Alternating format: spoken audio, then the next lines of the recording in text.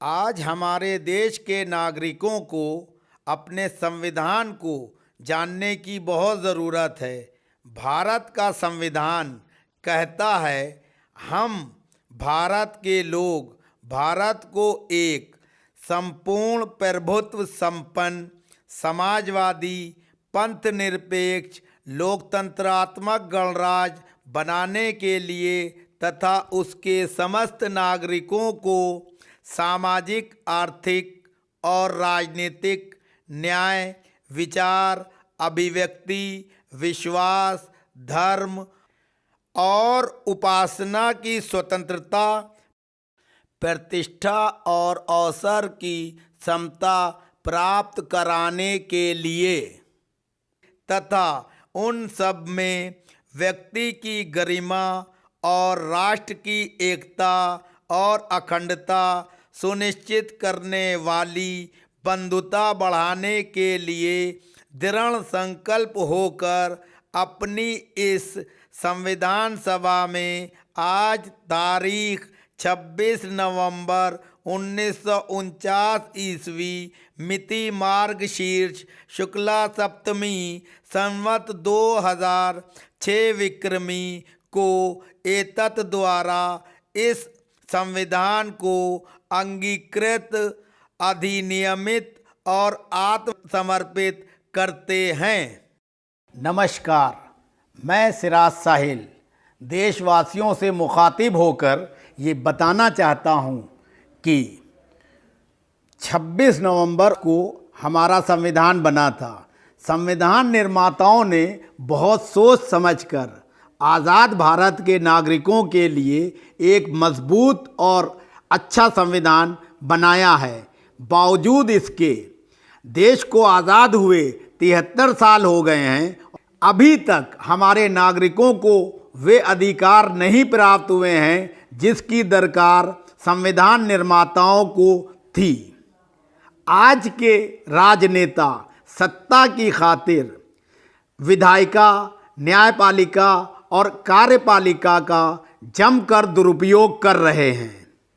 यहाँ तक कि इन तीनों स्तंभों के ऊपर नज़र रखने की जिम्मेदारी जिस स्तंभ पर है, जिसको चौथा स्तंभ भी कहते हैं, मीडिया, वो भी वक्त के साथ बिकाऊ और पक्षपाती होता चला जा रहा है, जिससे देश के नागरिकों के मन में ये आशंका पैदा हो गई है कि हमारा देश किस दिशा में जा रहा है। रोज़गार की कमी है, महिलाओं का सम्मान नहीं हो पा रहा, वे सुरक्षित नहीं हैं। किसानों की दयनीय स्थिति है, अमीर और अमीर होते जा रहे हैं, गरीब और बदतर स्थिति में पहुंच रहे हैं।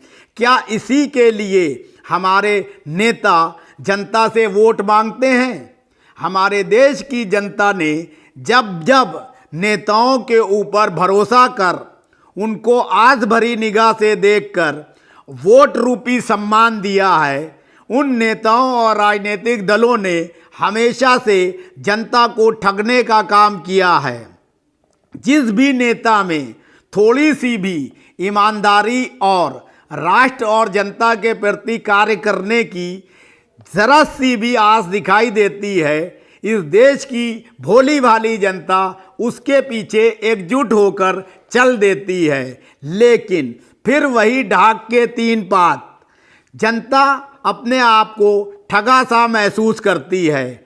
हमारे देश के नीति निर्धारकों को ये मानना और जानना चाहिए कि कोई भी आदमी अमृत पीकर नहीं आया है, सबको इस दुनिया से जाना है। क्या हमारे नेता, न्यायाधीश और कार्यपालिका के बड़े अधिकारी यह चाहते हैं कि जब वे स्वर्गवासी हो जाएं तो देश की जनता उनके ऊपर थूके, उनके नामों को लेकर नकारात्मक टिप्पणी करे? हमारे देश के नेताओं को मौका मिलता है जनता की सेवा करने का, लेकिन वे उसको लूटने खसोटने का काम करते हैं। लोकतंत्र को तार तार करने के लिए एक दूसरे के द्वारा किए गए समय समय पर कार्यों का उदाहरण देते हैं।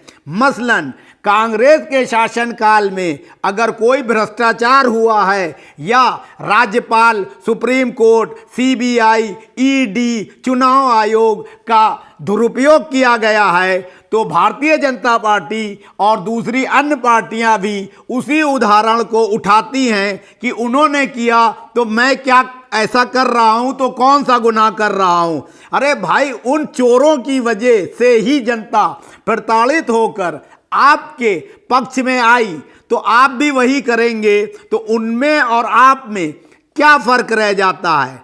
राष्ट्रपति का पद सर्वोच्च सम्मान का पद है।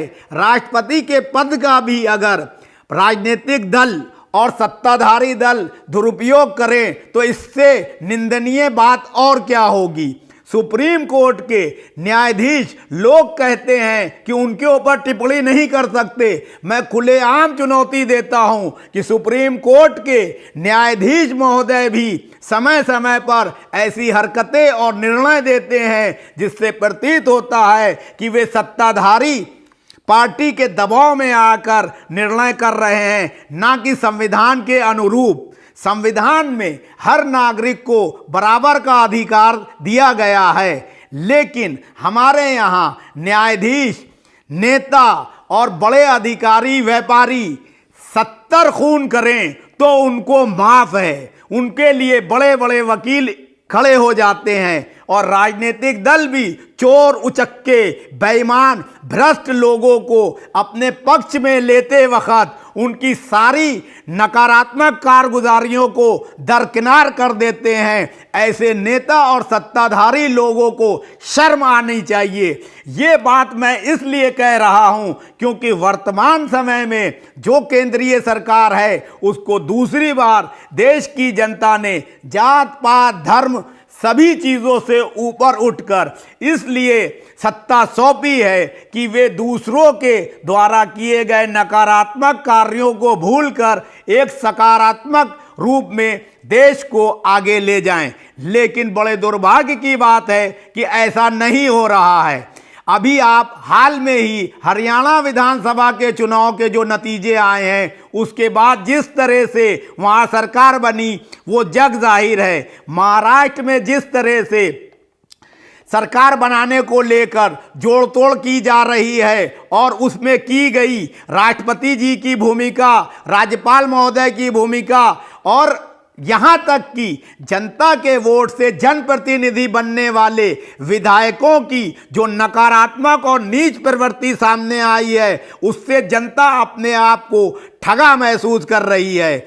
हमारे देश के नीति निर्धारकों, राष्ट्रपति महोदय और सुप्रीम कोर्ट के मुख्य न्यायाधीश को स्वयं संज्ञान लेना चाहिए और ऐसी व्यवस्था बनानी चाहिए कि जब भी कोई व्यक्ति चुनाव लड़े तो वो एक व्यक्ति के तौर पे चुनाव लड़े, ना कि पार्टी के प्रतिनिधि के तौर पर। क्योंकि पार्टी का प्रतिनिधि होने के बाद उसको पार्टी के अध्यक्ष और पार्टी के नेता व्हिप जारी कर मजबूर करते हैं उसको भेड़ बकरियों की तरह एक होटल से दूसरे होटल में कैद करने की प्रवृत्ति करते हैं। जो विधायक और नेता जनता के लिए वोट्स के बाद, नेता बनने के बाद उसके लिए नहीं खड़ा हो सकता, अपनी पार्टी के प्रति ज़्यादा वफादार होता है, संविधान के प्रति वफादार नहीं होता, ऐसे नेताओं की जनता को ज़रूरत नहीं होनी चाहिए। ऐसे नेताओं को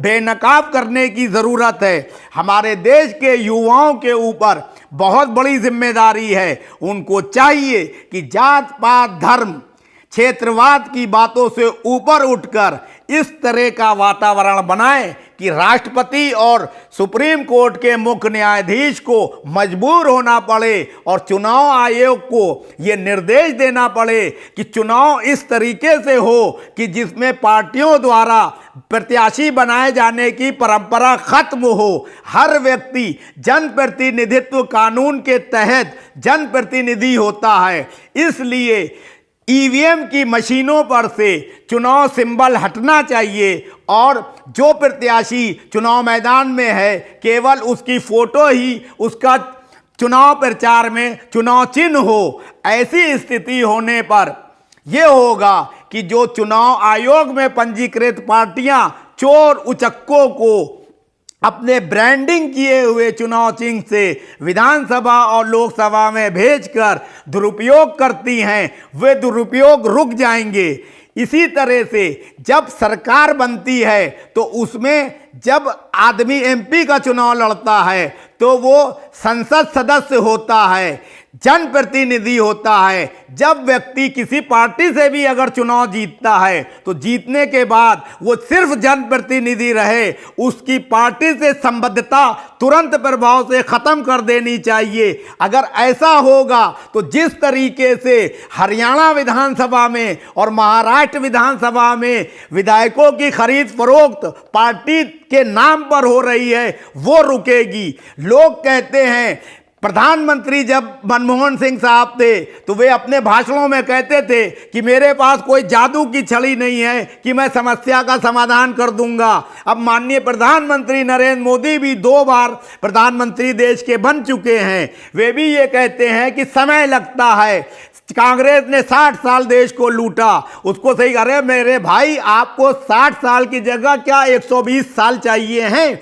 जब आपने 60 साल के कांग्रेस के भ्रष्ट और नकारा कार्यक्रमों को देख लिया, उनकी कारगुजारियों को देख लिया, तो आपने तो सबक ले लिया कि कहां कहां कांग्रेस ने जन विरोधी, संविधान विरोधी कार्यों को किया है। तो आप उनको ना करें, आप बड़ी लकीर खींचें, लेकिन आप भी वैसे ही कर रहे हैं जैसे कांग्रेस की पूर्व प्रधानमंत्री स्वर्गीय श्रीमती इंदिरा गांधी किया करती थी। तो आपका ये कहना आपके व्यक्तित्व को छोटा करता है। मेरी प्रधानमंत्री और भारतीय जनता पार्टी के बड़े नेताओं से आग्रह है कि जिस मान सम्मान के साथ जनता ने आपको चुना है उसको और बढ़ाने का काम करें, उसको गिराने का काम ना करें। क्योंकि जिस तरीके से हरियाणा और महाराष्ट्र में भारतीय जनता पार्टी के नेताओं ने सत्ता की खातिर खेल खेलने की कोशिश की है, उससे उनकी शुचिता, पारदर्शिता और ईमानदार राजनीति करने के दावों की पोल खुलती है। अभी भी वक्त है इन चीज़ों से बचते हुए भारतीय जनता पार्टी को वास्तविक रूप से राष्ट्र विकास में आगे आना चाहिए। अब मैं ये कहना चाहता हूं कि हमारे देश के सर्वोच्च न्यायालय के मुख्य न्यायाधीश और राष्ट्रपति महोदय को सबसे पहले सारी समस्याओं की जड़ जो चुनाव प्रक्रिया है उसको दुरुस्त करने के निर्देश चुनाव आयोग को देना चाहिए। जब चुनाव आयोग के ऊपर पक्षपात करने के आरोप लगते हैं तो उन आरोपों से वे बचते क्यों हैं? उन आरोपों का मुंहतोड़ जवाब उनको, मीडिया को और विपक्षी दलों को देना चाहिए। मैं ईवीएम का विरोधी नहीं हूं, लेकिन अगर ईवीएम को लेकर विपक्षी दलों के आरोप हैं तो उन आरोपों को गलत साबित करने के लिए सत्ताधारी दल की भी जिम्मेदारी है और मुख्य चुनाव आयोग की भी ये जिम्मेदारी है कि वो जनता और राजनीतिक दलों को संतुष्ट करें कि उनके द्वारा जो कार्य किए जा रहे हैं वे पारदर्शी और निष्पक्ष हैं। लेकिन क्योंकि चुनाव आयोग ने कई बार पक्षपात किया है, सत्ताधारी दलों का साथ दिया है, ये कांग्रेस के टाइम में भी हुआ और भारतीय जनता पार्टी के टाइम में भी हो रहा है, तो उन चोरों में और आप में फर्क क्या है? सवाल ये उठता है कि जब देश की जनता किसी नकारा व्यक्ति को सत्ता से बेदखल कर किसी एक ऐसे व्यक्ति को सत्तासीन करती है जिससे उसकी अभिलाषाएं, आकांक्षाएं होती हैं, तो उसको पूरा करने की जिम्मेदारी उस व्यक्ति के ऊपर और ज़्यादा हो जाती है। दिल्ली विधानसभा चुनाव के मद्देनज़र कांग्रेस अपनी खोई हुई ताकत हासिल करने के मकसद से शनिवार 14 दिसंबर को भारत बचाओ रैली रामलीला मैदान में करने जा रही है। अब देखना ये है कि कांग्रेसी इस रैली से कितने उत्साहित होते हैं और उनमें कितनी ऊर्जा का संचार होता है। वैसे भारतीय जनता पार्टी और आम आदमी पार्टी के बीच कांग्रेस को अपनी ताकत का प्रदर्शन करना खासा मुश्किल दिखाई दे रहा है, लेकिन बहुत से मतदाता जो कांग्रेस की पूर्ववर्ती सरकार की विकासकारी योजनाओं को देख चुकी हैं, वे कांग्रेस की तरफ अभी भी आस भरी निगाहों से देख रही हैं। अब ज़रूरत इस बात की है कि कांग्रेस 14 दिसंबर को रामलीला मैदान में कितनी और बड़ी रैली करती है और उसको कितनी कामयाबी मिलती है। आई हुई भीड़ वोट में बदलती है कि नहीं, ये भी देखने की ज़रूरत है। विधानसभा चुनाव को देखते हुए भारतीय जनता पार्टी ने भी अपने स्टार प्रचारक प्रधानमंत्री नरेंद्र मोदी को लेकर रामलीला मैदान में 22 दिसंबर से एक बहुत बड़ी रैली करने का फैसला किया है। इसके लिए पूरे दिल्ली में होल्डिंग, पोस्टर, बैनर लगा दिए गए हैं। शनिवार 14 दिसंबर को दिल्ली प्रदेश कांग्रेस कमेटी ने रामलीला मैदान में एक भव्य रैली कर दिल्ली विधानसभा चुनाव को देखते हुए अपनी ताकत का प्रदर्शन कर दिया है। इसी के मद्देनज़र भारतीय जनता पार्टी ने उसको करारा जवाब देने की नीयत से 22 दिसंबर को रामलीला मैदान बुक करा लिया है। रामलीला मैदान भारतीय जनता पार्टी की रैली के लिए आरक्षित है और इसको पूरी तरह से सजाया जा रहा है। भारतीय जनता पार्टी ने अपने स्टार प्रचारक प्रधानमंत्री नरेंद्र मोदी के पोस्टर पूरे दिल्ली में चस्पा कर दिए हैं। जगह जगह बस स्टैंड और शेल्टर में उनकी फ़ोटो अनधिकृत कॉलोनियों को अधिकृत करने और नियमित करने को लेकर दिखाई और प्रदर्शित की जा रही हैं। अब देखना ये है कि भारतीय जनता पार्टी बड़ी रैली कर मतदाताओं को कैसे अपनी ओर मुखातिब करती है और अपने पक्ष में वोट हासिल करती है। विधानसभा चुनाव के मद्देनज़र भारतीय जनता पार्टी, आम आदमी पार्टी और कांग्रेस ने करीब 6 महीने पहले से ही दिल्ली की सड़कों पर होल्डिंग, बैनर, पोस्टर लगाकर राजधानी वासियों को भ्रमित करने का काम किया है। हमारा राजधानी वासियों से आह्वान है कि जिन पार्टियों ने बहुत ज़्यादा विज्ञापन पर पैसा खर्च किया है और उसको देखते हुए अगर वो वोट देते हैं तो वो लोकतंत्र के लिए ठीक नहीं होगा। किसी भी राजनीतिक पार्टी के नुमाइंदे को वोट देने से पहले उसके व्यक्तित्व और कृतित्व को ज़रूर जानें, उसके बाद ही अपने कीमती वोट का इस्तेमाल करें। देशवासियों और ख़ास तौर से दिल्ली वासियों को चाहिए कि वोट देने से पहले मैदान में पार्टियों द्वारा उतारे गए प्रत्याशी के व्यक्तित्व और कृतित्व को भली भांति जानें और उससे सवाल पूछें कि अगर वे उनको वोट देते हैं तो उनके लिए वो क्या करेंगे। सिर्फ जनता को बहला फुसलाकर लंबे चौड़े वादे और दावे और खोखले घोषणा पत्र पर आधारित चुनाव में हिस्सा लेते वक्त मतदाताओं को सतर्क रहने की ज़रूरत है। जात पात और धर्म से ऊपर उठकर भारतीयता का परिचय देते हुए मतदाता अपने क्षेत्र में मैदान में उतरे प्रत्याशियों से ये ज़रूर जानें कि आखिर उनको मतदाता अपना कीमती वोट किस आधार पर दें और तभी अपने मतदान का इस्तेमाल करें। सनातन मंदिर बहादुरगढ़ में श्रीमद् भागवत कथा का आयोजन 19 सितंबर से 25 सितंबर तक किया गया। इस भागवत कथा को राष्ट्रीय संत युवराज ने आयोजित किया और बड़ी संख्या में भक्तगणों ने इसमें हिस्सा लिया। आज 25 तारीख को भव्यता के साथ ये कथा समागम समाप्त हुआ और अगले साल दोबारा करने की कामना के साथ भक्तों ने आशीर्वाद लिया।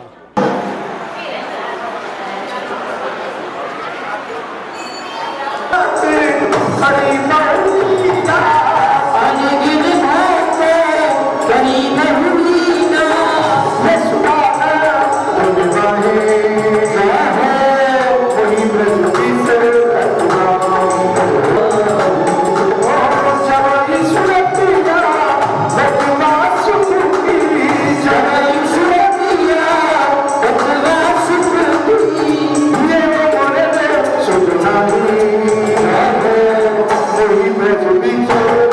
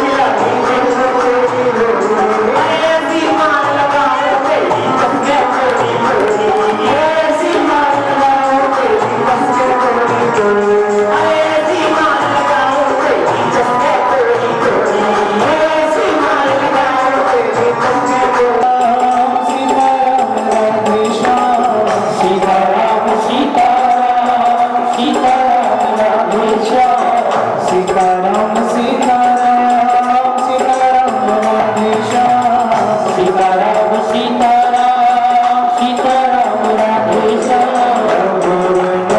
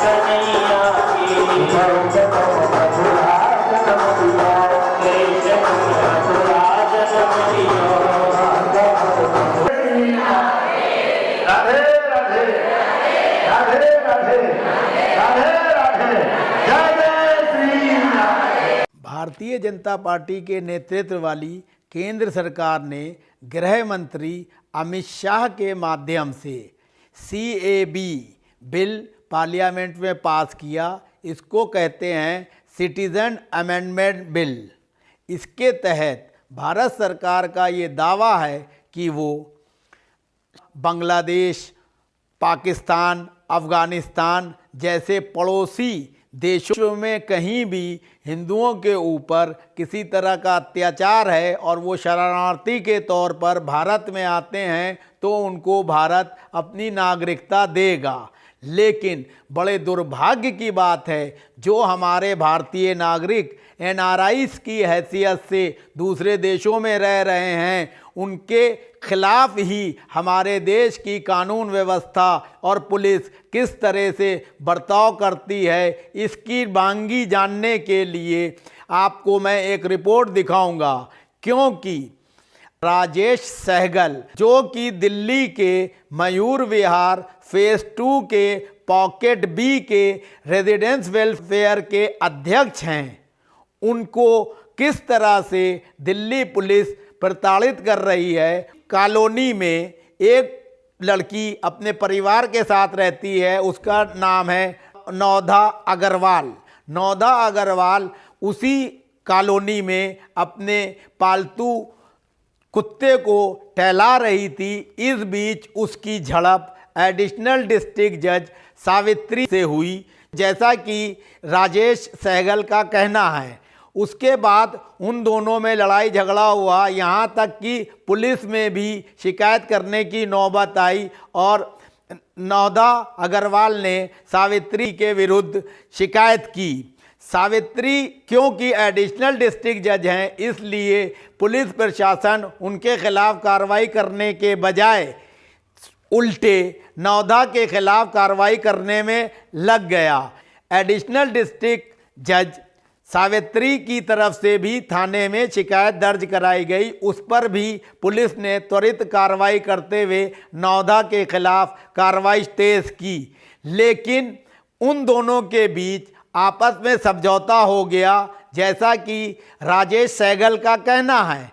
लेकिन क्योंकि राजेश सहगल एसोसिएशन के चुने हुए अध्यक्ष थे कि उनसे खुन्नस निकालने के चक्कर में अजीत सिंह अत्री जो कि एडिशनल डिस्ट्रिक्ट जज के पति हैं, उन्होंने इनको पुलिस द्वारा परेशान करने की कोशिश की, जिससे ये मानसिक तौर पर काफ़ी प्रताड़ित हुए और डीसीपी जसमीत सिंह के द्वारा भी इनको काफ़ी प्रताड़ना झेलना पड़ी, ऐसा राजेश सहगल का कहना है। राजेश सहगल ने अपनी सारी बातें कनाडा से कैमरे के द्वारा मुझसे व्यक्तिगत तौर पर शेयर की। उन बातों को मैं आपके सामने प्रस्तुत करना चाहूँगा ताकि आप ये समझ सकें कि हमारे देश में न्याय व्यवस्था और पुलिस व्यवस्था का क्या हाल है। राजेश सहगल साहब, मुझे सूत्रों से पता चला कि आप यहाँ मयूर विहार में रहते थे, उस वक्त आपको काफी परेशानियों का सामना करना पड़ा। इतना ज्यादा परेशान हो गए कि आपको रातों रात अपने परिवार के साथ भारत छोड़कर कनाडा जाना पड़ा। ऐसा क्या हुआ था? साहिल साहब, सबसे पहले मैं आपको शुक्रिया अदा करता हूँ कि मेरे देश से किसी ने 7 महीने के बाद मुझसे पूछा तो कि मैं कहाँ और किस हाल में हूँ। एंड इसके लिए I remain grateful to you. मैं मयूर फेज 2 में एक इलेक्टेड प्रेसिडेंट था, वहाँ एक RWA है। और इसी कोर्स में मैंने during my discharge of my duties मैंने वहाँ पे 2 पुलिस कंप्लेंट्स करी थी एक शख्स के अनुसार जिनका नाम है मिस्टर अजीत सिंह अत्री। ये जो कंप्लेंट्स थी, this were regarding his using obscene language, assaulting, threatening, extortion tendencies, or wrongful confinement to the members of public society के visitors, including me and 2 office bearers. इस कंप्लेंट्स में एक और भी चीज का जिक्र था कि जिसमें इन्होंने सेल्फ कन्फेस किया था, he also fired in the society park. सो कोई एक्शन उसमें हुआ नहीं। डीसीपी वहाँ पे ईस्ट दिल्ली में मिस्टर जसमीत सिंह है, उनकी नॉलेज में भी था ये मैटर, लेकिन कोई एक्शन नहीं लिया। पुलिस ने उनको शील्ड किया because of the reason because his wife is a judicial officer presently as an additional district जज in a district court. 2 months afterwards ये जो मेरी कंप्लेंट थी ये फरवरी एंड मार्च के महीने की थी, 2019 की। 2 months आफ्टरवर्ड्स एक सोसाइटी में हमारी में एक अलेज छोटा सा ट्रैवल इशू रिपोर्ट हुआ जिसमें कि एक girl and a women who incidentally is the wife of mister Atri, एक इनमें एक डेफिकेशन ऑफ ए डॉग को लेके, जैसे मैंने बोला, ट्रैवल नेचर का झगड़ा हुआ। The girl lodge a complaint and eventually after 5 days Mrs Savitri की कंप्लेंट पे गर्ल के खिलाफ, उनके कुछ रिलेटिव्स थे, अदर्स के खिलाफ एक FIR दर्ज हो गई। And to the shock of everyone in the society, आपको विश्वास नहीं होगा, वो इस इशू में 10 सेक्शंस लगा दिए गए IPC के, 10 सेक्शंस, नॉन अवेलेबल सेक्शंस भी थे। और पूरी जो इंसिडेंट था वो चेंज था। और मेरा सा जहां तक कंसर्न था कि मेरा भी नाम वहां पे लास्ट लाइन में एक अननेसेसरी तरीके से ड्रैग कर दिया गया। This was very very shocking to me. 10-15 days के बाद में मुझे 29 मई को पुलिस स्टेशन पांडानगर में बुलाया गया स्टेटमेंट के लिए। I give my statement and I told them that ये सारा एक मैलिस है and it's due to the personal vendetta regarding my previous complaints and मेरा कोई कंसर्न नहीं है। However, despite my this statement, next day police again called, detained me at the police station on 30th May and उस समय उन्होंने मुझे बोला कि एक और कंप्लेंट आई है और उसमें मिसिस सावित्री ने अगेन ये एलिगेशंस लगाए हैं regarding that girl and some other people. और मेरा भी नाम ड्रैग किया गया कि कुछ उनको डिफेम किया गया है on the social media. So I explained to them that I don't have any such account and I have never indulged in any such activity. So why I am being harassed? अच्छा, आपके नाम से कोई अपना social account है? No, that's why the thing is there. I don't have any social media account, and I clarified to the police. But despite this, आपको shock होगा कि पुलिस ने मुझे क्या बोला। 2 IOs थे, they say कि they have direct instructions from the DCP Jasmeet Singh to arrest me. I was shattered. What for? They say आपको सब कैसा लगेगा on being handcuffed and taken to the streets, और फिर हम आपको कलकदमा कोर्ट ले जाएंगे, वहां पे advocates will attack you and the police will not able to protect you. तो DCP जसमीत सिंह ने आपसे ऐसा कहा तो उनके खिलाफ आपने शिकायत की कहीं? साहिल साहब, ये जसमीत सिंह जी से मेरा कभी डायरेक्ट इंटरेक्शन नहीं हुआ, ये मुझे 2 IOs पुलिस स्टेशन में कह रहे हैं जी। और उसके बाद में बोल रहे हैं कि आपको हम आपका बेल नहीं होगा, जेल भेज देंगे, और सबसे बड़ी बात है आपकी लाइफ रुइन होगी। जो मुझे शैटर हुआ, आई वाज शैटर्ड, क्या आपकी फैमिली, आपके बच्चे हार्म होंगे? तो this was very very disappointing. And और मैंने बोला कि what is the remedy now, क्या हुआ? कहते हैं आपने जो एक जुडिशियल ऑफिसर के हस्बैंड की कंप्लेंट करी थी, you should have known about the powers of A judicial officer in India. आप जाइए उनके पास में, उनसे सेटल करिए। तो मैंने समझ गया वहां से निकलने के बाद कि ये पुलिस की एक कनाइव्ड पूरा का पूरा नेक्सिस है, और ये they were subjecting me to extortion, कि मैं वहां जाऊं और फ्रेम हो जाऊं and to fulfil the demands, जो भी उनके अल्टीरियर मोटिव्स हैं। सो हम लोगों ने डिसीजन लिया, मैंने अपनी वाइफ से बात करी, मेरी वाइफ ने बोला कि this is not the place to live in, ये इंडिया में हम कैपिटल में रह रहे हैं। मेरी वाइफ ने बोला कि मैं इस जगह पे बिल्कुल नहीं रहना चाहती जहां आपके ऊपर पहले अटैक हो चुका है, पुलिस ने कुछ नहीं किया, दोबारा आप पे अटैक हुआ, अब आपको दो मामलों में फ्रेम कर दिया गया, अब मेरे बच्चों के ऊपर भी आ रहे हैं, हम we should leave India. And urgently हमने एग्जॉर्बिटेंट रेट पे टिकट्स कराई, and for safety and protection of my life and my family life हम लोगों को इंडिया छोड़ना पड़ा। अच्छा, आप लोगों को जब आप जो है अपने बच्चों और बीवी के साथ कनाडा गए तो उस वक्त जो है आपको, आपके परिवार को, व्यक्तिगत तौर पे आपको, अपने बिजनेस पे क्या प्रभाव पड़ा? साहिल साहब, मेरा बड़ा बेटा मास्टर्स इन क्रिमिनोलॉजी में एनरोल्ड था, 2 वीक्स में उसके एग्जाम्स होने वाले थे। He has to drop out because my wife ने बोला कि वो बच्चे को वहां नहीं छोड़ सकती।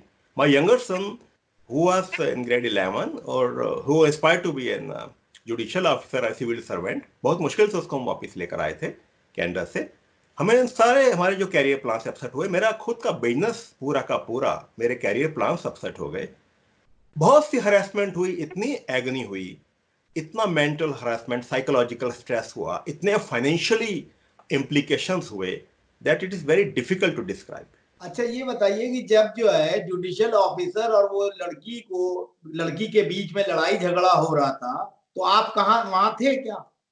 No no, not at all, I was not there. मुझे तो उनके फादर ने और गर्ल ने बुलाया, and I reach there much after the incident was over, और मैं अपने हमारे आरडब्ल्यू के 2 और ऑफिस बीरर थे, उनकी प्रेजेंस में मिला, और सब और भी लोग थे, and much way from the scene of incident and after the incident I अच्छा, वॉज ये नो इन्वॉल्व। बताइए कि आपके खिलाफ जो है या पुलिस ने आपको क्यों धमकाया? दो क्वेश्चन एक साथ हैं, पुलिस ने आपको क्यों धमकाया, दूसरा पुलिस और मिस्टर अजीत सिंह अत्री और उनकी पत्नी जो जुडिशियल ऑफिसर हैं, उनके खिलाफ आप कहीं कुछ अधिकारियों में या किसी डिपार्टमेंट में शिकायत की? देखिए, आपके पहले क्वेश्चन का मैं आंसर देता हूं कि पुलिस ने मुझे इसलिए धमकाया क्योंकि इसमें डीसीपी जसमीत सिंह जैसा पुलिस वाला ने मुझे बताया, आईओ ने, उनके डायरेक्शंस थी, तो ऑफ कोर्स उनके कुछ वेस्टेड इंटरेस्ट थे, और ही कनाइड आल्सो विद मिसिस सावित्री। और मैं उनको बार बार जुडिशियल ऑफिसर इसलिए नहीं कहूंगा कि ये सब प्राइवेट कैपेसिटी में हुआ है। अगर कोई भी ऑफिशियल अपनी प्राइवेट कैपेसिटी में कुछ भी काम करता है तो उसका ऑफिशियल टाइटल नहीं आना चाहिए। बिल्कुल ठीक है। रिगार्डिंग मैंने इसको कहाँ कहाँ कहा, तो मैंने इसमें कमिश्नर ऑफ पुलिस को कंप्लेंट्स करी, जी मैंने सीनियर जो कमिश्नर ऑफ पुलिस के अलावा लॉ एंड ऑर्डर को कंप्लेंट करी, स्पेशल कमिश्नर विजिलेंस को कंप्लेंट करी, एलजी ऑफिस में कंप्लेंट करी, प्राइम मिनिस्टर ऑफिस में कंप्लेंट करी, होम मिनिस्टर ऑफिस में कंप्लेंट करी, even the registrar general high court Delhi में कंप्लेंट करी। तो इन अथॉरिटीज से जो है आपको किसी तरह का कोई आश्वासन या किसी तरह का सपोर्ट मिला? I am very sorry to say, मुझे इस मामले में कोई हेसिटेशन नहीं है। स्पोर्ट की बात तो छोड़िए, किसी ने रिवर्ट बैक भी नहीं किया, मुझे कोई हेल्प नहीं मिली। पूरा का पूरा सिस्टम जो है एक मेरे को तो ऐसा लगा, मुझे कोलैप्स, मेरा सेल्फ एक्सपीरियंस है कि पब्लिक की ग्रीवेंस सिस्टम है वो पेपर पे चल रहा है, बेसिकली किसी आम आदमी की कोई सुनवाई नहीं है, पूरा सिस्टम कोलैप्स्ड है। अच्छा, पिछले 6 महीनों के दौरान, 6-7 महीने हो गए आपको इंडिया से गए हुए कनाडा, आपको किन किन परिस्थितियों से गुजरना पड़ा और आप कैसा महसूस कर रहे हैं अब वहां, यहां से जाने के बाद? साहिल साहब, जैसे मैंने बोला कि एक एक टारगेटेड हरेसमेंट मुझे मिली, मेरे को एक बहुत परसिक्यूशन फेल करना पड़ा अपनी फैमिली के साथ कि इंडिया का मैं सिटीजन हूं। मुझे एक तरह से ऐसा लगा कि जैसे इंडिया मेरे लिए सेफ कंट्री नहीं है, मुझे खुद असाइलम लेने की सिचुएशन ऐसी लगनी पड़ी कि मुझे कहीं फॉरेन कंट्री में असाइलम ले लेना चाहिए अपने अपने परिवार को बचाने के लिए। इसके अलावा मेरे पे इतनी मेंटल एगनी हुई, इतना साइकोलॉजिकल स्ट्रेस हुआ, कोई सुनवाई नहीं है। अच्छा, ये बताइए कि अगर हम आपसे कहें कि प्रधानमंत्री नरेंद्र मोदी साहब, गृह मंत्री अमित शाह साहब और चीफ जस्टिस ऑफ इंडिया, ये लोग देश के 3 जिम्मेदार पदों पर हैं, इनका कहना है कि आम जनता के साथ जो है पुलिस का और न्यायालयों का अच्छा व्यवहार होना चाहिए और नागरिक और पुलिस के बीच में दोस्ताना संबंध होना चाहिए, तो आप इन लोगों से अगर कुछ कहना चाहें या आपने इनके ऑफिसेज में किसी अधिकारी से बात की तो उसके बारे में कुछ बताएं। हाँ, मैं आपको बताता हूँ। मैंने होम मिनिस्टर साहब को कंप्लेंट करी, होम सेक्रेटरी साहब को फॉलो अप किया। अभी इंसिडेंटली 3-4 डेज पहले ही होम सेक्रेटरी के ऑफिस में फ़ोन किया। मैंने बोला मैंने बहुत सी आपको कंप्लेंट्स करी हैं, आपको ताजुब होगा वहाँ पे एक सज्जन बैठे हुए थे। ही टोल्ड मी कि यहाँ पे इंडिया में 150 करोड़ लोग रहते हैं, अब होम सेक्रेटरी का डंडा लेके आपकी कंप्लेंट के ऊपर बैठ जाएंगे। This is the reply from the home minister office, home secretary office. Prime minister साहब को कंप्लेंट करी, और मेरे पास ये कंप्लेंट नंबर भी हैं, मैं आपको बताता हूँ इतनी कंप्लेंट्स मैंने करी हैं। आप देखिए, ये मेरी सारी कंप्लेंट्स हैं, 160 कंप्लेंट। ये कंप्लेंट नंबर है 30 अक्टूबर का 0636913। ये पीएमओ को किया मैंने। इस कंप्लेंट नंबर में हमने और मेरी वाइफ ने प्राइम मिनिस्टर साहब से मिलने के लिए अपॉइंटमेंट मांगी थी, ताकि उनको अप्राइज कराएं कि ग्राउंड रियलिटी आम आदमी की क्या है, शायद उनको ना पता हो। यह कंप्लेंट भी डीसीपी जसमीत सिंह की टेबल पे पहुंच जाती है। आप समझ सकते हैं कि हमारे लिए कितना हार्मफुल हो गया ये चीज। तो वहां भी एक मैकेनिकल मैनर में चल रही कंप्लेंट, एक ऑटोमेटिक फैशन में कंप्लेंट चल रही है। 6 मंथ से कंप्लेंट्स इधर से उधर भाग रही हैं। ये दूसरी कंप्लेंट्स देखिए, इधर से उधर, उधर से इधर, इधर से उधर, कोई ग्रीवेंस का रेजोल्यूशन नहीं है। ऑटोमेटिक कंप्लेंटों को बंद करने की जल्दी पड़ी हुई है। कंप्लेंट भेजते हैं और आगे बोलते हैं कंप्लेंट जो है वो क्लोज कर दी गई है। चीफ जस्टिस साहब से मेरी रिक्वेस्ट है कि आप पूरे इंडिया के कमिश्नर्स को और डीजीपी को एक डायरेक्शन दीजिए कि अगर कोई भी जुडिशियल ऑफिसर या उसका रिलेटिव और उसके स्पाउसेस अपनी प्राइवेट कंडक्ट में, सोसाइटी में, नॉट इन द कोर्ट, कुछ भी गलत हरकत करते हैं जो आम आदमी के लिए एक हार्मफुल होती है, आम आदमी के लिए बहुत ज्यादा एक बहुत रिवेंजफुल होती है, बहुत उसको लिए उसको आम आदमी के बड़ा प्रताड़ित होता है, तो डायरेक्शंस दी जाए कि ऐसे जुडिशियल ऑफिसर या उनके रिलेटिव के खिलाफ पुलिस एक्शन ले, वो किसी इन्फ्लुएंस में ना आए। एक चीज बताइए, भारत में रह रहे आम आदमी के बारे में आप इतनी ज्यादा यहाँ खुद परेशानियां झेल चुके हैं, एक एजुकेटेड पर्सन होने के बावजूद, आप क्या सोचते हैं? मेरे अंदर तो शिवरिंग हो जाता है जी। लाइक आपने बोला कि I am well aware of my rights, return NRI, society का प्रेसिडेंट, कैपिटल ऑफ दिल्ली में रह रहा हूं।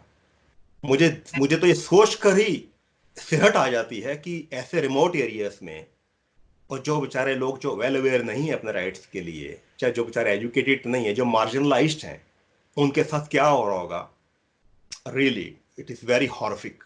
राजेश जी, इंडिया की जो जुडिशियल सिस्टम है, न्यायिक प्रक्रिया है, जिसमें जो है कई बार ऐसा होता है कि बड़े अधिकारी लोग, जो बड़ी बड़ी पोजीशन वाले लोग हैं, दूसरों को जो है नाजायज तरीके से भी जो है परेशान कर देते हैं, फंसा देते हैं।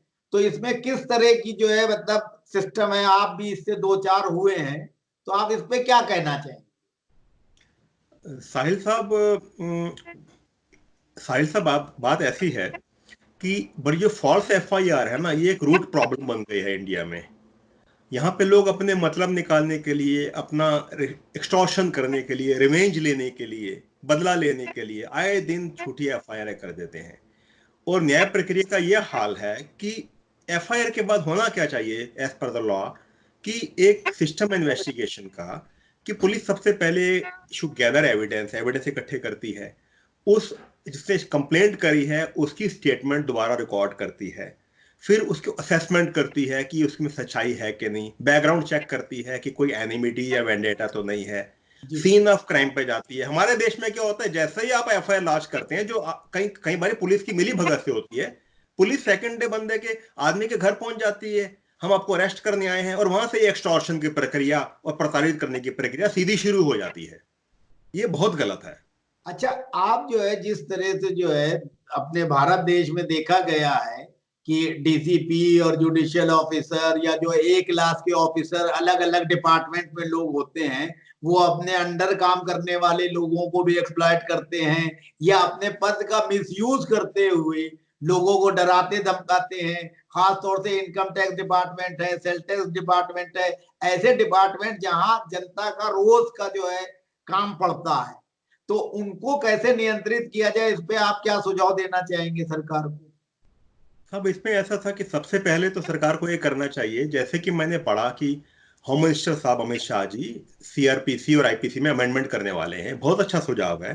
तो उसमें ऐसा करें कि एक प्रोविजन ऐसा रखें जो ऑलरेडी है, और उसमें टाइट प्रोविजन रखें, एक सीवियर पनिशमेंट करें कि जो भी आदमी किसी को प्रताड़ित करने के हिसाब से मैलिस से झूठी एफआईआर मुकदमा दर्ज कराएगा, उसको बहुत सीवियर पनिशमेंट होगी। ये नहीं कि कोई लंबी चौड़ी फॉर्मेलिटीज होगी, उसको चेक करें ताकि लोगों में एक डेटरमेंट आए, लोग डरें झूठी कंप्लेंट करने वाले जो लोग हैं। और दूसरा, ऐसे अधिकारी भी पुलिस वाले जिनको इन्वेस्टिगेशन के प्रोसेस भूल चुके हैं कि कैसे करनी चाहिए, जैसे मैंने बताई, और सीधा मिली भगत से आदमी को अरेस्ट करने के लिए भागे, एक्सटॉर्शन करने के लिए भागे, ऐसे आदमी को तो सस्पेंड नहीं, इनको एक्सपेल कर देना चाहिए और उसके बाद इनके ऊपर मुकदमा चलाना चाहिए। जी। अच्छा, ये बताइए कि आप जो है भारत जो है कनाडा से कब वापस आना चाहेंगे या कब वापस आ रहे हैं, सीधे सीधे मैं पूछूंगा। साहिल साहब, मैंने पिछले 5 महीने से मैं पुलिस कमिश्नर्स को लिख रहा हूँ, होम मिनिस्टर साहब को भी लिख रहा हूँ, और अभी रिसेंटली प्राइम मिनिस्टर साहब को भी लिखा है। मेरी वाइफ ने भी कई कंप्लेंट्स लिखी हैं, रिक्वेस्ट करी है कि हमें प्रोटेक्शन दिया जाए। आप बताइए, जिस हालात में हम लोग निकले हैं, without assurance of the threat, कि हमें थ्रेट के खिलाफ हमें कोई प्रोटेक्शन मिला है, हमें कोई हार्म नहीं होगा, हम कैसे आएंगे? और एक इतनी इनसेंसिटिविटी एंड केयरलेस एटीट्यूड है इन अथॉरिटीज का कि कोई भी आदमी, एक सिटीजन है, मैं बीइंग ए सिटीजन बोल रहा हूँ, एक लेडी महिला बोल रही है कि मेरी फैमिली खतरे में है, इतनी इनसेंसिटिविटी है कि किसी ने कोई जवाब ही नहीं दिया, कोई एश्योरेंस ही देने को तैयार नहीं है। पुलिस को ये कंप्लेंट्स दे रहे हैं हम लोग, हमें एश्योरेंस दीजिए हम वापस आए, उनको कोई फर्क ही नहीं पड़ता कि क्या गलत हो रहा है क्या नहीं। तो इस हालात में मैं कैसे वापस आऊं? तो ऐसे हालात में क्या आप कोर्ट का दरवाजा खटखटाएंगे? कोर्ट में आने के लिए भी मुझे सबसे पहले हिंदुस्तान आना पड़ेगा, और हिंदुस्तान आने में मेरी लाइफ खतरे में है, मेरे को मेरी फैमिली को हार्म का खतरा है। तो कोर्ट तो मैं बाद में जाऊंगा। आपने मूवीज पे देखा होगा कि आदमी को कोर्ट के दरवाजे पकड़ के मार दिया जाता है, वो आदमी कोर्ट के रास्ते में जा रहा होता है, उसको मार दिया जाता है। तो कोर्ट तो मैं साहब बाद में आऊंगा ना, पहले मुझे एश्योरेंस तो चाहिए। आदमी की लिबर्टी, लाइफ की जो है कॉन्स्टिट्यूशन गारंटीड है, उसको ये लोग बहुत लाइटली ले रखे हैं हिंदुस्तान में। एश्योरेंस भी तो वही लोग देंगे जिन्होंने आपको एक्सप्लॉइट किया है। प्रॉब्लम तो ये है कि वही पुलिस जो है आपकी सुरक्षा करने के लिए लगाई जाएगी जिस पुलिस ने अभी तक आपको एक्सप्लॉइट किया। ये प्रॉब्लम है। एब्सोल्युटली, इसलिए मैंने प्राइम मिनिस्टर साहब को, होम मिनिस्टर साहब की इंटरवेंशन रिक्वेस्ट करी है, मेरी वाइफ ने भी, कि उनकी इंटरवेंशन में, even chief justice of Delhi high court honourable जो हैं, चीफ जस्टिस सुप्रीम कोर्ट, उनसे भी मेरी एक रिक्वेस्ट है कि वो इस मैटर में कॉग्निस लें, संज्ञान लें, ताकि कोई एक आदमी जो इतनी बुरी तरह फैमिली से प्रताड़ित हो रहा है, और वो भी एक जुडिशियल ऑफिसर जो कि अपनी प्राइवेट कैपेसिटी में ऐसा कर रहा है, और एक आईपीएस ऑफिसर मिलकर कर रहे हैं, तो फिर आम आदमी तो बहुत हार्मफुल हो जाएगा। डेमोक्रेसी कैसे रही हमारे देश में? तो क्या आप ये चाहेंगे कि जो आपका कन्वर्सेशन मुझसे हो रहा है या जो आपने अभी तक कंप्लेंट की है, उन कंप्लेंट को दोबारा से इस कन्वर्सेशन के वीडियो रिकॉर्ड के साथ चीफ जस्टिस ऑफ इंडिया, गृह मंत्री, प्रधानमंत्री और राष्ट्रपति, lieutenant governor, commissioner of police को भी भेजा जाए? आप भेजेंगे? वाई नॉट सर, ये तो बहुत आपका मैं शुक्रिया अदा करूंगा, क्योंकि ये सारी वेल फाउंडेड कंप्लेंट्स हैं, वेल फाउंडेड थ्रेट्स हैं, हमारे पास पूरे डॉक्यूमेंट्स हैं। जरूर आप इस बात को उनको बताइए, क्योंकि हमारी कंप्लेंट्स का तो उन पर कोई असर पहुंचा नहीं है, या फिर जो नीचे के जो उनके डीलिंग हैंड्स हैं उनको तक नहीं बता पाए। शायद आपके माध्यम से ही उनको ये बात पता चले कि दिल्ली में, जो कैपिटल ऑफ इंडिया है, क्या हो रहा है। ये तो टिरनी है, जिसके लग रहा है कि कोई लॉ एंड ऑर्डर, जहां तक मैंने एक्सपीरियंस किया है, मुझे तो कोई लगा नहीं।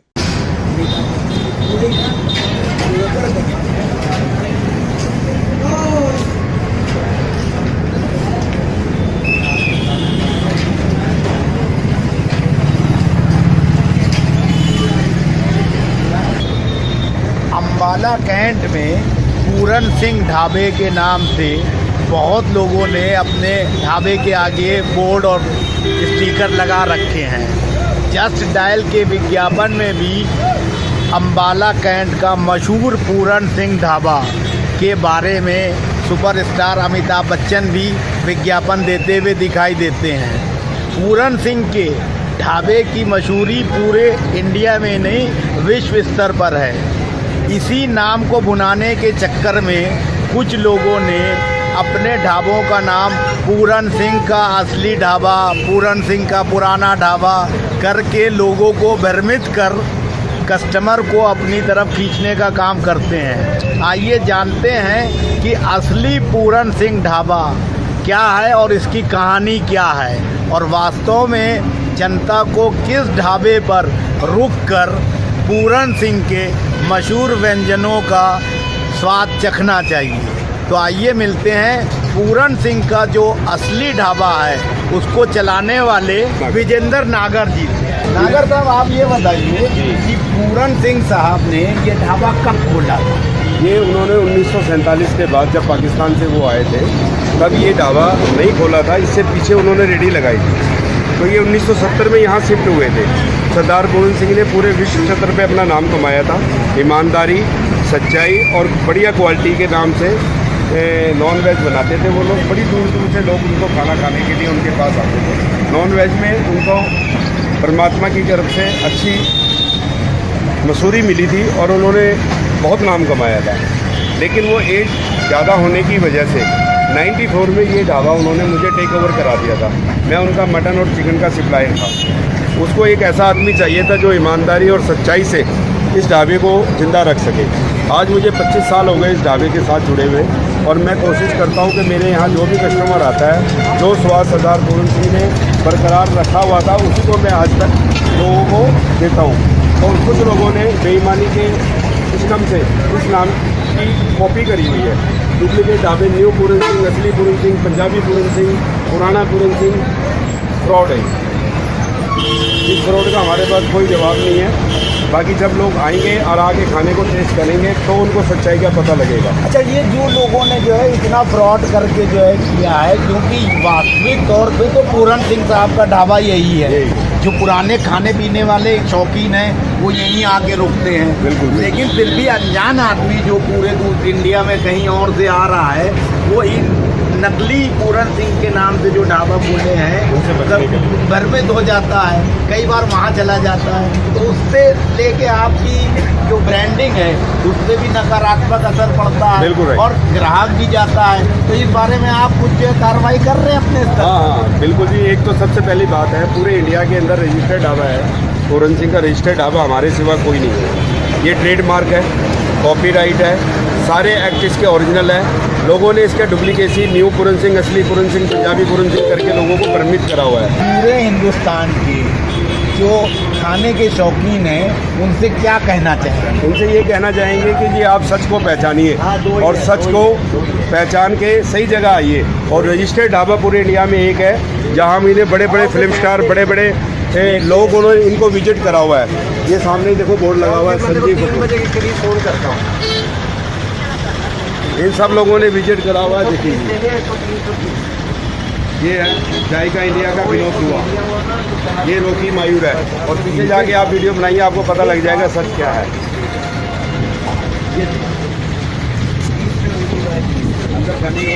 ठीक है।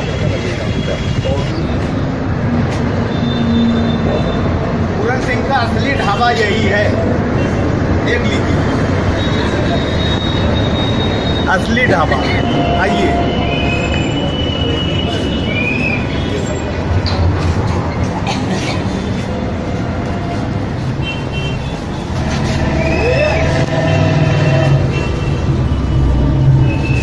आ रहे हैं पूरन सिंह साहब यहाँ का मटन करी और चिकन करी पूरे इंडिया में ही नहीं पूरे वर्ल्ड में जो है मशहूर है। ये उनका किचन है और हर चीज़ जो है एकदम फ्रेश बनाते हैं यहाँ।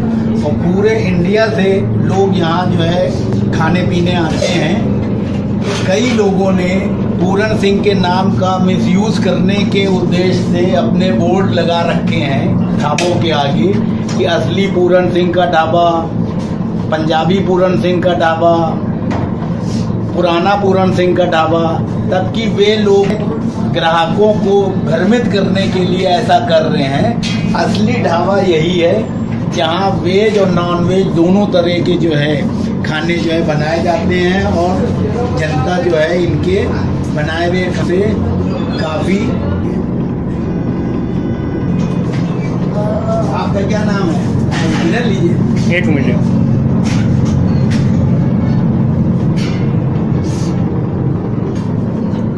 क्या नाम? राम कुमार। राम कुमार, आप कितने दिन से यहाँ काम कर रहे हो? वो सर मेरा 12 दिन से। आप क्या क्या बनाते हो यहाँ? बस मटन, चिकन, वेज का कढ़ाई पनीर, शाही पनीर, मलाई कोफ्ता। अच्छा, तो कितने बजे से आप काम शुरू कर देते हो करना? सुबह से 6 बजे आते हैं और 6 बजे तक? 4 बजे तक। 4 बजे तक। फिर रात का खाना? फिर रात में फिर दूसरा शिफ्ट है। दूसरा का आदमी आता है, वो कौन है? वो भी नहीं पाता।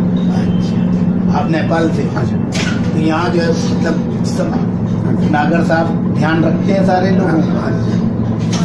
आप नेपाल से हो, नागर साहब जो है तनख्वाह उनका देते हैं सब टाइम से, एकदम खुश हो मस्त हो एकदम बढ़िया चल रहा है। मतलब खाली का क्या है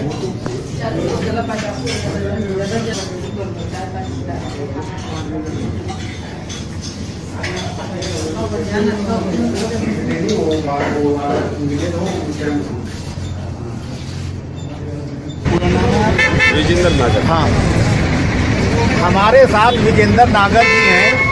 हमने इनके कहने से पूरे ढाबे के आसपास जो है लोगों से वार्तालाप की और सर्वे किया।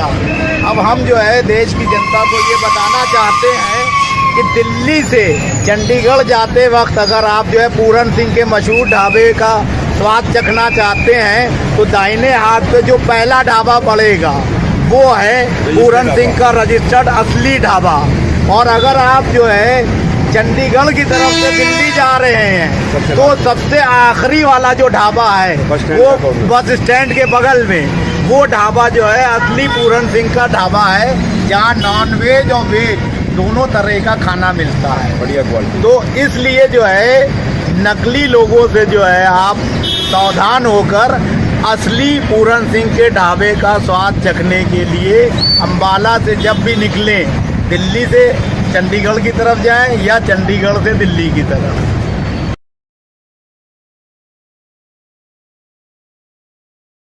दिल्ली विधानसभा के जो चुनाव होने वाले हैं उसकी रणनीति और राजनीति के ऊपर दिल्ली के मुख्यमंत्री अरविंद केजरीवाल पिछले 4.5 साल में कोई भी ऐसा प्रभावकारी कार्य नहीं कर सके जिससे दिल्ली की जनता ने जो उनको अपार समर्थन दिया था उसका संतोषजनक उत्तर जनता को मिल सका होता।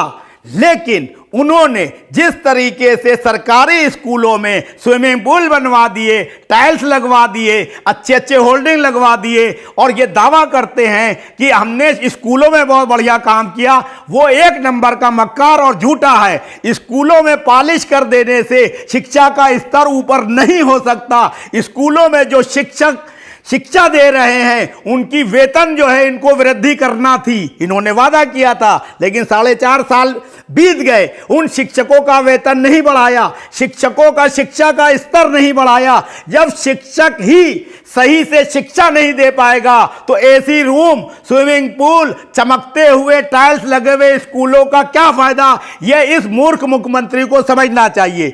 दूसरी बात, दिल्ली के मुख्यमंत्री रहते हुए इन्होंने ये कहा कि अब महिलाओं को डीटीसी की बसों में फ्री पास देंगे। महिलाओं को फ्री पास दे रहे हैं, 2-3 महीने बचे हैं चुनाव के। क्या केजरीवाल कोर्ट में एफिडेविट दे के ये कह सकते हैं कि अगर उनकी सरकार बनती है तो अगले 5 साल तक भी महिलाओं को डीटीसी में फ्री पास की सुविधा होगी? और फिर हम ये कहते हैं महिलाओं को ही क्यों? जो बेरोजगार स्टूडेंट हैं, जो बुजुर्ग हैं, उनको क्यों नहीं सुविधा दोगे? वो दिल्ली के वोटर नहीं हैं, वो दिल्ली के मतदाता नहीं हैं, वो दिल्ली के नागरिक नहीं हैं। अब आ गई बात बिजली की। अरविंद केजरीवाल कहते हैं कि 200 यूनिट तक बिजली मुफ्त। भाई 200 यूनिट बिजली मुफ्त देने का क्या तात्पर्य है आपका? कितने लोगों को आपने दी और कब से दी, इसका जवाब भी आप दे दें।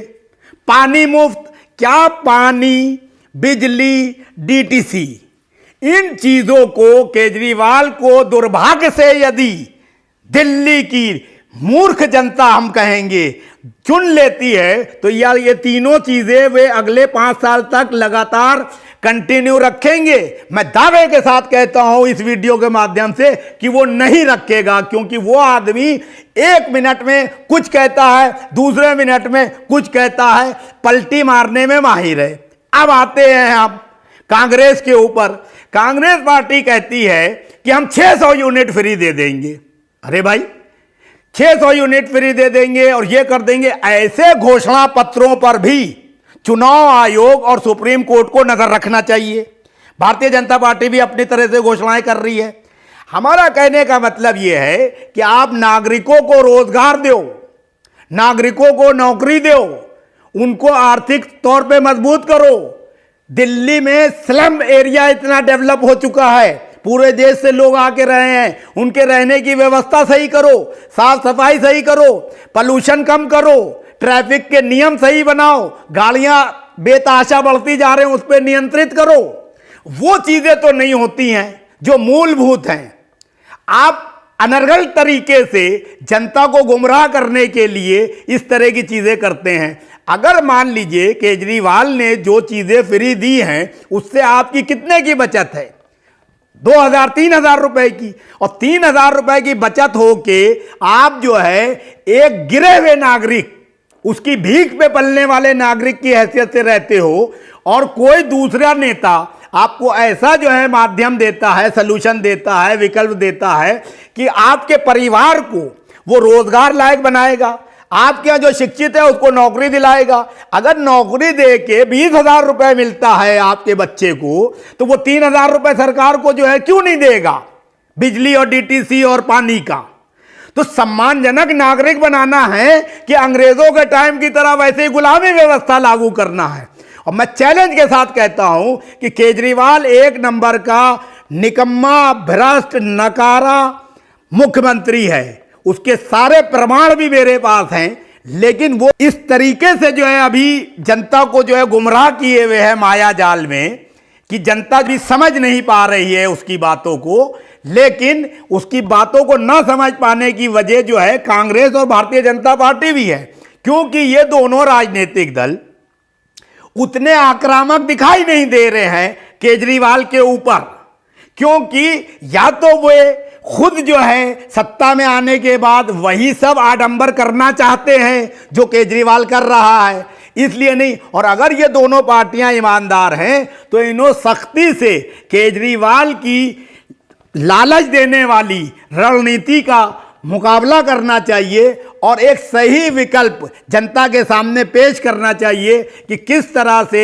दिल्ली की जनता को रोजगार, नौकरी, राहत और आर्थिक स्थिति से मजबूत किया जा सकता है और उनको जो है एक सम्मानजनक नागरिक के तौर पर राजधानी में रहने की व्यवस्था की जा सकती है।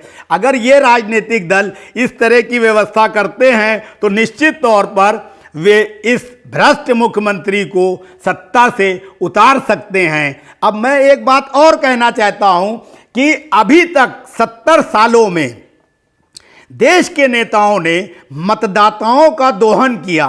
मैं मतदाताओं से आह्वान करता हूं कि अब वे नेताओं का दोहन करें। वो कैसे? अभी तक आप वोट देते हैं, वोट पड़ने के बाद सरकार बनाते वक्त चोर चोर मौसेरे भाई, जो एक दूसरे के धुर विरोधी हैं, एक दूसरे से गले मिला के सरकार बना लेते हैं, तो आपका वोट तो बेकार हो गया ना। तो अब आप वोट ऐसे दीजिए जैसे प्रधानमंत्री भी कहते हैं, हर मुख्यमंत्री कहता है, हर बड़ा नेता कहता है, ये पूर्ण बहुमत की सरकार होना चाहिए। मैं नागरिकों से आह्वान करता हूं कि पूर्ण बहुमत की सरकार कहीं नहीं होना चाहिए और कभी नहीं होना चाहिए। उसका तर्क मैं बता रहा हूं। यदि मान लीजिए दिल्ली की 70 सीटों पर विधानसभा में आपने त्रिशंकु सरकार बनाई और उस त्रिशंकु सरकार में ये सब चोर हैं, इनको मिलना पड़ेगा, ये सरकार बनाने के नाम पे जो मिलेंगे, तो कम से कम जो लोगों ने अलग अलग सीटों से जीत के आए हैं और जनता से वादे किए हैं अपनी पार्टियों के आधार पर, उनको विधायक और मंत्री रहते हुए वे काम करने पड़ेंगे। अगर एक ही पार्टी को जो है आप समर्थन दे देते हैं तो वो मनमर्जी करती है। और चुनाव आयोग को भी ये नियम बना देना चाहिए कि चाहे विधानसभा हो और चाहे लोकसभा हो, मध्यावधि चुनाव कभी नहीं होंगे, बीच में चुनाव होंगे नहीं। अगर सरकार बनेगी तो लगातार 5 साल चलना होगा उसको। तो अगर ऐसी स्थिति बनती है कि जनप्रतिनिधि के तौर पर ही एमएलए और एमपी रहेंगे, तो एक राज्य में राज्य स्तर की सरकार बनेगी और केंद्र में राष्ट्र स्तर की नेशनल गवर्नमेंट बनेगी। अगर लोकसभा के चुनाव हों और उसमें सभी राजनीतिक दल प्रधानमंत्री पद का दावेदार भी घोषित करें और एमपी का चुनाव भी लड़ें। मान लीजिए प्रधानमंत्री पद के दावेदारी में 5-7 लोग हैं, उनमें से जिसको देश की जनता सीधे प्रधानमंत्री चुन ले वो तो प्रधानमंत्री बन जाए, और दूसरी पार्टियों के जो योग्य सांसद हैं वे जो है उस प्रधानमंत्री के नेतृत्व में अलग अलग पोर्टफोलियो के मंत्रालय संभालें। भाई सभी राजनीतिक दल जनता के बीच में जाके यही तो दावे करते हैं और वादे करते हैं कि वही सबसे बड़े राष्ट्रभक्त हैं और जनहितैषी हैं, आप जनता की सेवा करेंगे। तो जब सबका मकसद एक है तो पक्ष और विपक्ष का क्या मतलब? सब एकजुट होकर 543 के 43 सांसद लोकसभा के देश के हित के लिए, जनता के हित के लिए काम करो। क्यों जात पात धर्म और पक्ष विपक्ष, ये पार्टी वो पार्टी का मामला करते हो एक दूसरे को नीचा दिखाने के लिए? खरीद फरोख्त, भ्रष्टाचार। तो सुप्रीम कोर्ट और महामहिम राष्ट्रपति अगर चाहें तो सरकारों के ऊपर और चुनाव आयोग पर ये दबाव बना सकते हैं कि इस तरह की कोई व्यवस्था क्या हो सकती है, 110% हो सकती है। बस शर्त यह है कि ये व्यवस्था वही लोग लागू कर सकते हैं जिनके मन में देश के प्रति कुछ करने की इच्छा हो, जो ईमानदार हों, पारदर्शी हों और राष्ट्रभक्त हों। नहीं तो जैसे चल रहा है देश, आगे जो है इससे भी ज़्यादा खतरनाक और बुरी स्थिति होगी। ये बात हमारे देश के युवाओं को समझना चाहिए। अगर मेरी बातें किसी को नहीं जचती हैं और समझ में नहीं आती हैं तो मैं उससे आग्रह करूंगा कि वे मेरे फ़ोन नंबर 9540297777 पर हमसे सीधे संपर्क करें, सवाल पूछें। हम आपके सवालों का संतोषजनक उत्तर देने का प्रयास करेंगे। यदि मैं उत्तर देने में अक्षम रहा तो मैं आपके सुझावों को मानूंगा और आगे से उस पर कार्य करने का प्रयास करूंगा। 2000 के करीब अनधिकृत कॉलोनी में रहने वाले लाखों लोगों के लिए एक खुशखबरी के तौर पर अरविंद केजरीवाल ने अनधिकृत कॉलोनी को अधिकृत करने की घोषणा की। वहीं भारतीय जनता पार्टी, जिसकी केंद्र में सरकार है और ज़मीन का मालिकाना हक डीडीए के पास है, उसका कहना है कि अनधिकृत कॉलोनियों को अधिकृत कॉलोनी करने का बिल नवंबर में ही पार्लियामेंट में आ जाएगा और ये काम भारतीय जनता पार्टी ने किया है। हम इसमें नहीं जाना चाहते कि अनधिकृत कॉलोनी को अधिकृत कॉलोनी का दर्जा देने में अरविंद केजरीवाल की भूमिका है कि केंद्र सरकार की, लेकिन मैं इसकी गहराई में जाकर ये कहना चाहूँगा कि अनधिकृत कॉलोनी तो अनधिकृत ही हैं। पहले से ही यहाँ पे वे सुविधाएं नहीं हैं जो अधिकृत कॉलोनियों में हैं, लेकिन इक्का दुक्का तरीके से जो है वहाँ सीवर लाइन, टूटी फूटी सड़कों को सही करने का काम और बिजली देने का काम और पानी देने का काम रहा है। लेकिन प्रॉपर वे में जिस तरह से सुनियोजित तरीके से शहरों का निर्माण होता है उस तरीके से तो निर्माण इसका हुआ नहीं।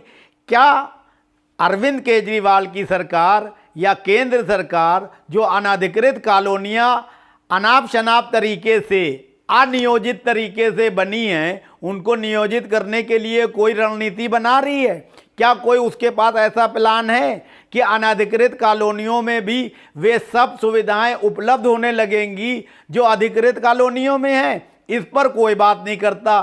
सिर्फ एक जो है शगुफा छोड़ दिया गया है और मुख्यमंत्री अरविंद केजरीवाल कहते हैं बहुत जल्दी रजिस्ट्री का जो है तोहफा मिल जाएगा। क्या जो टूटे फूटे घर हैं अनधिकृत कॉलोनी में है, सिर्फ एक रजिस्ट्री का पेपर ले लेने से उनका जीवन स्तर ऊपर उठ जाएगा? क्या वहाँ स्वच्छ पानी, बिजली व्यवस्था होगी? क्या वहाँ सड़कें और गलियाँ खरंजे सही होंगे? इन सब सवालों पर ना तो अरविंद केजरीवाल बात करते हैं और ना ही केंद्र सरकार।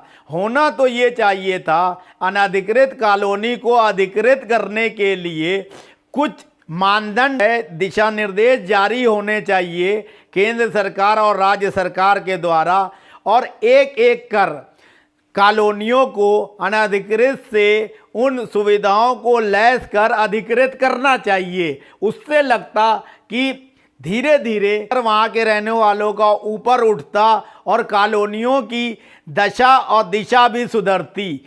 सिर्फ अनधिकृत को अधिकृत शब्द से सुशोभित कर देने से वहाँ के रहने वालों का ना तो भला होना है और ना ही उन कॉलोनियों की सूरत और सीरत बदलेगी।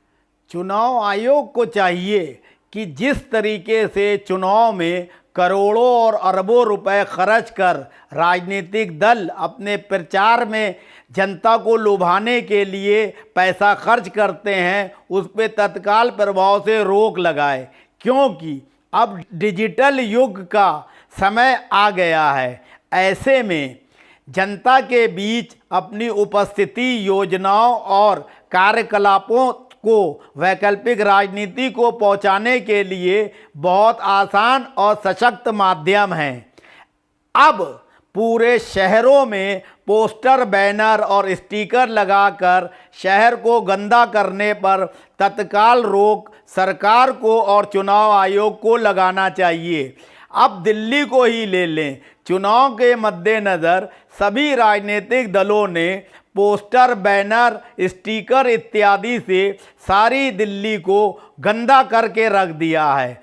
कुछ पेड होल्डिंग्स स्थानों पर दिल्ली सरकार, भारतीय जनता पार्टी और कांग्रेस ने भी करोड़ों रुपए के होल्डिंग लगाए हैं। करोड़ों अरबों रुपया ये आता कहाँ से है? ये जनता की गाढ़ी कमाई जो टैक्स के रूप में जनता देती है, वो सरकार इकट्ठा करती है और अपने पार्टी के लाभ के लिए और चुनाव जीतने के लिए अनाप शनाप तरीके से उसको खर्च करती है। जनता के बीच पहुंचने के लिए व्यक्तिगत तौर पर पदयात्रा लोग करें, जनता के पास जाएं और उनकी समस्याओं के समाधान सुझाएं और उनकी समस्याओं को जानें। जनता को भी चाहिए किसी भी पार्टी या नेता के अत्यधिक प्रचार प्रसार होल्डिंग, बैनर, पोस्टर को देखकर दिग्भ्रमित होकर उसके पक्ष में वोट ना दें।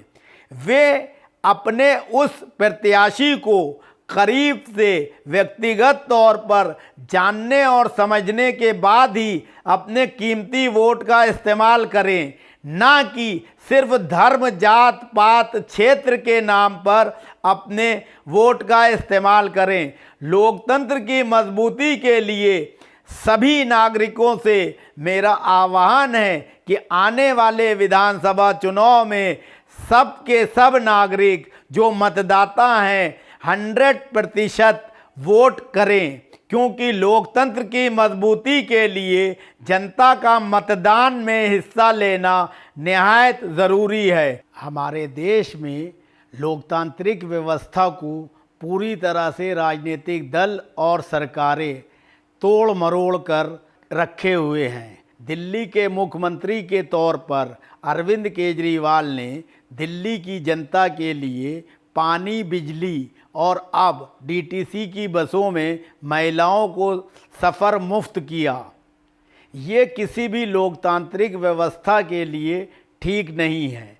अलबत्ता हमारी सरकारों और राजनीतिक दलों को सत्ता में आने के बाद जनता के सारे मूलभूत जो सुविधाएं हैं उनको चुस्त दुरुस्त करना चाहिए, ना कि उनको खैरात के तौर पर चीज़ों को मुहैया कराने की परिपाटी पर चलना चाहिए।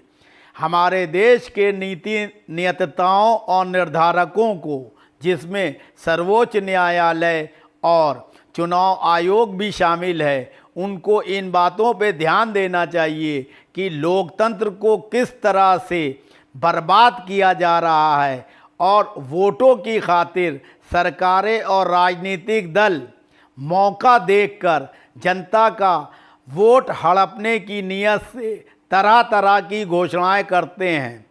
क्या दिल्ली के मुख्यमंत्री अरविंद केजरीवाल, जिन्होंने डीटीसी की बसों में महिलाओं को सफ़र मुफ्त करने की सुविधा प्रदान की है, वे लिखित तौर पर दिल्ली की महिलाओं से ये आश्वासन दे सकते हैं कि चुनाव जीतने के बाद वो आगामी 5 वर्षों तक 200 यूनिट बिजली और पानी मुफ्त के साथ साथ डीटीसी की बसों में महिलाओं को सफ़र मुफ्त देंगे।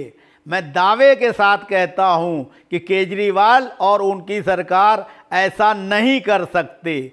हमारे देश की जनता और ख़ास तौर से दिल्ली की महिलाओं को भी ये समझना चाहिए कि चुनावी शगुफे के तौर पर जिस तरह से केजरीवाल ने उनको थोड़ी सी लालच देकर उनके कीमती वोट को हड़पने की नीयत से ये घोषणाएं की हैं, उनको समझें और किसी भी कीमत पर इस तरह से अपने कीमती वोट का इस्तेमाल किसी आदमी के झूठे और कोरे या लालच देने वाले आश्वासनों में आकर ना इस्तेमाल करें। जनता को चाहिए कि वोट देने से पहले वे पार्टी के स्थान पर उस व्यक्ति के व्यक्तित्व को ज़रूर देखें जो उनसे वोट मांगने आया है। सिर्फ अरविंद केजरीवाल या आम आदमी पार्टी, कांग्रेस और भारतीय जनता पार्टी या किसी खास राजनीतिक पार्टी या व्यक्ति के कहने पर वोट देना ठीक नहीं है। मतदाताओं को चाहिए कि नेता को जो उनका वोट चाहता है उसको अपनी कसौटी पे खरा उतारें और उससे सवाल पूछें, जानना चाहें कि वे अगर उसको अपना वोट देते हैं तो उसके बाद वो चुनाव जीतता है तो उनके लिए क्या क्या करेगा। इस तरह की क्षणिक तौर पर सुविधाएं देने से ना तो राज्य का भला होना है, ना तो राष्ट्र का भला होना है, ना जनता का भला होना है। अगर अरविंद केजरीवाल या और कोई राजनीतिक दल या उसके नुमाइंदे ज़रा सा भी जनता के प्रति संवेदनशील हैं तो उनको ऐसी वैकल्पिक राजनीति तैयार करना चाहिए जिसके माध्यम से वास्तव में महिलाओं और नौजवानों का सशक्तिकरण हो, वो आत्मनिर्भर हों और अपने दम पर बिजली का भी बिल दें, पानी का भी बिल दें और डीटीसी की बसों में सफ़र करने के लिए भी टिकट लें। जब तक कि हमारे युवा राजनेताओं के रहमो कलमों पर पलते रहेंगे, जब तक हमारा देश मजबूत नहीं होगा।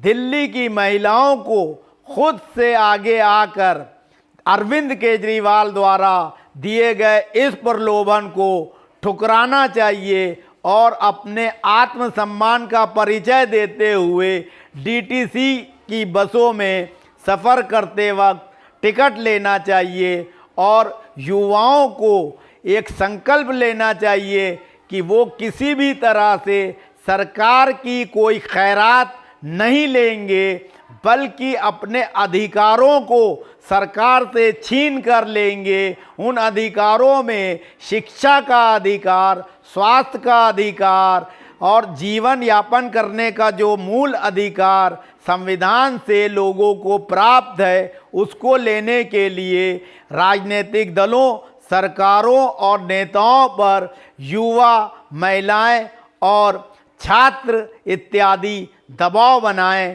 ताकि एक मजबूत राष्ट्र और मजबूत और खुशहाल दिल्ली का निर्माण हो सके। हमारे देश की जनता ने पहली बार जब प्रधानमंत्री नरेंद्र मोदी प्रधानमंत्री पद के उम्मीदवार के तौर पर चुनाव मैदान में उतरे थे तो उनको भारी मतों से जिता कर केंद्रीय सत्ता सौंपी थी और प्रधानमंत्री ने सरकार बनाते ही देशवासियों के लिए बहुत लंबे चौड़े दावे और वादे किए थे।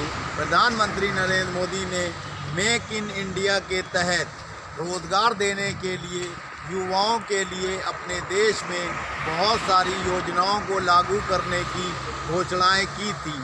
मेक इन इंडिया के तहत भारत सरकार ने बाकायदा उसका एक लोगो भी जारी किया था शेर की शक्ल में, और वो लोगो देश की राजधानी दिल्ली के कनॉट प्लेस सहित अन्य राज्यों में भी महत्वपूर्ण स्थानों पर लगे हुए हैं। क्या सिर्फ शेर के लोगों को लगा देने से मेक इन इंडिया का सपना चरितार्थ हो जाएगा? जिस तरह से दूसरी बार देश की जनता ने प्रधानमंत्री नरेंद्र मोदी को दोबारा केंद्र में सत्ता सौंपी और वो प्रचंड बहुमत से देश के प्रधानमंत्री हैं, लेकिन आर्थिक हालात देश के ठीक नहीं हैं। बेरोजगारी चरम पर है, लोगों को नौकरियां नहीं मिल रही हैं। मेक इन इंडिया के तहत नए कारखाने खुलने के बजाय सार्वजनिक क्षेत्र के उपक्रमों को निजी हाथों में सौंपा जा रहा है। क्या प्रधानमंत्री नरेंद्र मोदी का मेक इन इंडिया का स्लोगन इसी दिन के लिए दिया गया था? क्या कोई माँ अपने बच्चे को ऊपर से फेंक सकती है? नहीं फेंक सकती। मैं कहूँगी फेंक सकती है। अल्लाह की एक ऐसी मखलूक है जो अपने बच्चे को मजबूत करने के लिए, उड़ना सिखाने के लिए ऊपर से फेंक देती है, और वो मखलूक है चील। चील को जब अपने बच्चे को सिखाना होता है कि कैसे उड़े, कैसे इंडिपेंडेंट हो, कैसे अपने आसपास के खतरों से अपने आप को बचाए, तो वो क्या करती है, अपने बच्चे को ऊपर से काफ़ी ज़्यादा ऊंचाई से फेंक देती है। बच्चा गिरता है तो बच्चे के अंदर खौफ आता है, डर आता है। बच्चे को समझ नहीं आता वो क्या करे, जद्दोजहद करने लगता है, धीरे धीरे अपने पर हिलाता है, कोशिश करता है कि वो उड़े, कोशिश करता है कि वो इंडिपेंडेंट हो। जब ज़मीन के करीब आ जाता है तो उसका एहसास होता है उसको कि अब शायद वो बच नहीं सकता, लेकिन फिर भी उम्मीद रहती है, आंखें बंद कर लेता है और फिर देखता है कि किसी ने उसको अपने परों में महफूज कर लिया। और वो कौन होती है? उसकी माँ। वो उसे परों में महफूज करके उसे वापस अपने घोंसले में छोड़ देती है। तो सोचिए, अल्लाह सुब्हानहू व तआला हमें 70 माओं से ज़्यादा मोहब्बत करते हैं, और अल्लाह सुब्हानहू व तआला हमें आजमाइशों में इसलिए डालते हैं कि हम मजबूत हो, हम इंडिपेंडेंट हो, हम अपनी ज़िंदगी का मकसद समझें और उड़ना सीख जाए। हम सब अभी अपने घोंसले में महफूज थे, सोच रहे थे कि हमें कोई कुछ नहीं कर पाएगा। हम अपने घोंसले में थे, मशगूल थे, और आसपास जो खतरा हमारे पास मंडरा रहा था, जो हमें खसारे की तरफ ले जा रहा था, हम उसको नज़रअंदाज कर रहे थे। खुद ही एक अपना प्रस्ताव पास करके सरकार को भेज दें, और अगर हमने हिंदुस्तान की 10% पंचायत। अरे मैं जो बोलने जा रहा हूँ सुन ले मेहरबानी करके। आप लोगों ने, बहुत सीनियर लोग बैठे हैं यहाँ, आप लड़ाई, मेरी सलाह है, एक तरफ लड़िए। आप कह रहे हैं कि ग्राम प्रधान का रजिस्टर ले, हमें कोई रजिस्टर लेने की जरूरत नहीं है। गवर्नमेंट ऑफ इंडिया खुद मांगे कि ग्राम प्रधान क्या कितने लोगों के नाम रजिस्टर्ड हैं, वो खुद बताए। हम लोगों की नौकरी सरकार लगा रही है कि तुम ये कागज लाओ, वो भी नहीं मानेंगे। तब आप क्या करें? आप अदीब साहब ने जो बात कही, उस लड़ाई को लड़िए। ना एनसीआर को मानना है, ना कैब को मानना है, जेलों को भर देना है। और इस तरह से एक एक लड़ाई लड़ने का मतलब नहीं है। इस मुद्दे पे जितने लोग देश में लड़ाई लड़ रहे हैं, सब लोग एकजुट हो और उस अभियान को आगे बढ़ाएं। हम लोग जो इंटेलेक्चुअल तरीके से इनसे नहीं जीत सकते, क्योंकि ये बुद्धि की भाषा नहीं समझते हैं, ये आंदोलन की भाषा समझते हैं। मेरी सलाह है कि आप जो कह रहे हैं कि रजिस्टर ले आओ, वो कह देंगे मैं नहीं मानता। आप आधार लेके जाओगे, वो कहेंगे कि आधार जिसने बनाया वहां से वेरीफाई कराओ। वहां दूसरा नॉन मुस्लिम आदमी बैठा होगा, वो कहेगा मैं वेरीफाई नहीं करता। लोगों को फुटबॉल बना देगी गवर्नमेंट, इधर जा उधर जा, इधर जा उधर जा, सब इसी में उलझे रहेंगे। कोई भी अल्पसंख्यक, चाहे मुसलमान हो, ईसाई हो, चाहे जो वो सिख हो, बौद्ध हो, जैन हो, किसी को भी ये दोनों कानून को मानने की जरूरत नहीं है और ना कोई कागज देने की जरूरत है। आप लोग इस लड़ाई को इस तरह से लड़े, मान्यवर। ऐसे लड़ाई नहीं लड़ी जाएगी। वो आप लोगों को, हम लोगों को कुचल के रख देंगे। वो यही चाहते हैं कि ये अलग अलग लड़े और हम जो है राज करें। नमस्कार दोस्तों, दिल्ली विधानसभा चुनाव को लेकर भारतीय जनता पार्टी, कांग्रेस और आम आदमी पार्टी इतने नीचे स्तर की राजनीति करेंगे, हमने सपने में नहीं सोचा था। राष्ट्रीय महागठबंधन बनाकर हम लोगों ने दिल्ली की राजनीति को साफ सुथरा करने का फैसला लिया है, लेकिन बड़े दुर्भाग्य की बात है कि सत्ताधारी आम आदमी पार्टी ने अपने चुने हुए कई प्रतिष्ठित और ईमानदार विधायकों के टिकट काट दिए, सिर्फ इसलिए कि उन सीटों पर कुछ लोगों ने उनको करोड़ों रुपए का प्रलोभन देकर टिकट हथिया लिया। सबसे पहले उन लोगों के प्रति मेरी सहानुभूति है और मैं ये ऐलान करता हूं कि जिनका टिकट केजरीवाल ने काटा है वो कल सुबह हमारे कार्यालय में मुझसे संपर्क करें। मेरा नंबर है 9540297777 और मेरे गठबंधन से वे प्रत्याशी बने और केजरीवाल की बेईमानी और उसके भ्रष्टाचार को उजागर कर अपने क्षेत्र की जनता की विकास और उसकी समस्याओं के समाधान के लिए हमारे गठबंधन से चुनाव लड़ें। मैं भारतीय जनता पार्टी और कांग्रेस से टिकट चाहने वाले ईमानदार उम्मीदवारों का भी आह्वान करता हूं कि जिनको स्वच्छ तरीके से राजनीति करना है और जनता से किए गए वायदों को ईमानदारी से और तत्परता से पूरा करना है, उनका भी स्वागत है। मेरे द्वारा बताए गए नंबर पर वे भी संपर्क कर सकते हैं। मेरा सभी जनप्रतिनिधियों के तौर पर चुनाव मैदान में उतरने वाले नेताओं से आह्वान है कि देश की और दिल्ली की खास तौर से राजनीति को साफ सुथरा करने के लिए तुरंत प्रभाव से मुझसे संपर्क करें, क्योंकि नॉमिनेशन के दिन सिर्फ 2 बचे हैं और जो लोग नेता हैं उनको पता है कि नॉमिनेशन में क्या क्या कार्रवाइयाँ होती हैं और कौन से दस्तावेज चाहिए होते हैं। तो कृपया करके ये वीडियो मिलते ही मेरे नंबर पे संपर्क करें और अपने विस्तृत विवरण के साथ कार्यालय में संपर्क करें और नॉमिनेशन पेपर भर इन बेईमान, भ्रष्ट और चोर निकम्मे नेताओं को सबक सिखाएं। के प्रेस क्लब ऑफ इंडिया में राष्ट्रीय महागठबंधन के राष्ट्रीय अध्यक्ष हरि भाई पटेल ने गठबंधन के प्रत्याशियों का किया ऐलान। गठबंधन का सीएम चेहरा भी किया घोषित। आम जनता पार्टी के राष्ट्रीय अध्यक्ष और राष्ट्रीय महागठबंधन के चेयरमैन हरि भाई पटेल ने कहा कि दलित, पिछड़ा, अल्पसंख्यक एवं अन्य समुदाय पूरी तरह से हमें समर्थन दे रहा है। लोग भाजपा, कांग्रेस और आम आदमी पार्टी के वादा खिलाफी से परेशान है। जनता चाहती है कि धन बल से नहीं, जनबल से चुनाव को प्राथमिकता मिले। राष्ट्रीय महागठबंधन की ओर से मुख्यमंत्री पद के चेहरा अशोक अज्ञानी ने कहा कि मैं गठबंधन का शुक्रगुजार हूं, मुझे सीएम उम्मीदवार घोषित किया है। हमारी सरकार हर क्षेत्र में काम करेगी जो जनता को बेहद पसंद आएगी। प्रेस कॉन्फ्रेंस में महागठबंधन के राष्ट्रीय प्रवक्ता सिराज साहिल, लिबरल पार्टी ऑफ इंडिया की राष्ट्रीय अध्यक्ष सुमन मल्होत्रा, रेणु दलजीत सिंह, सुश्री मंजूबेन पाल, गठबंधन के नेशनल कोऑर्डिनेटर श्री कृष्ण दलाल, पी भट्टाचार्य शामिल थे। राष्ट्रीय महागठबंधन के लिए क्या योगदान रहेगा और किस तरीके से आप अगले इलेक्शन के अंदर काम करने का? मेरा तो योगदान यही रहेगा कि आप लोगों के सवालों के जवाब देना और राष्ट्रीय महागठबंधन ने जो है नीतियां जो बनाई हैं दिल्ली को लेके वैकल्पिक सरकार देने के लिए, उससे संबंधित आपके जो भी सवालात होंगे उनको मैं जो हूँ उसका उत्तर दूंगा और कोशिश करूँगा कि आप लोगों को संतुष्ट करूँ। ठीक है, तो कैसे कैसे कैंडिडेट आप लोगों ने उतारे हैं, उनकी क्या एजुकेशन वगैरह और क्या एजेंडा रखा है उनका? अभी आपने जो है एक बात कही कि जो है तीनों कद्दावर पार्टियां हैं, उनसे आप कैसा मुकाबला करेंगे। वो जो है पैसे के दम पे होल्डिंग, बैनर, पोस्टर लगा के और चैनल्स और बड़े बड़े जो है इलेक्ट्रॉनिक मीडिया और न्यूज़पेपर को ख़रीद कर जनता को भ्रमित करके उसका वोट हड़पना चाहते हैं।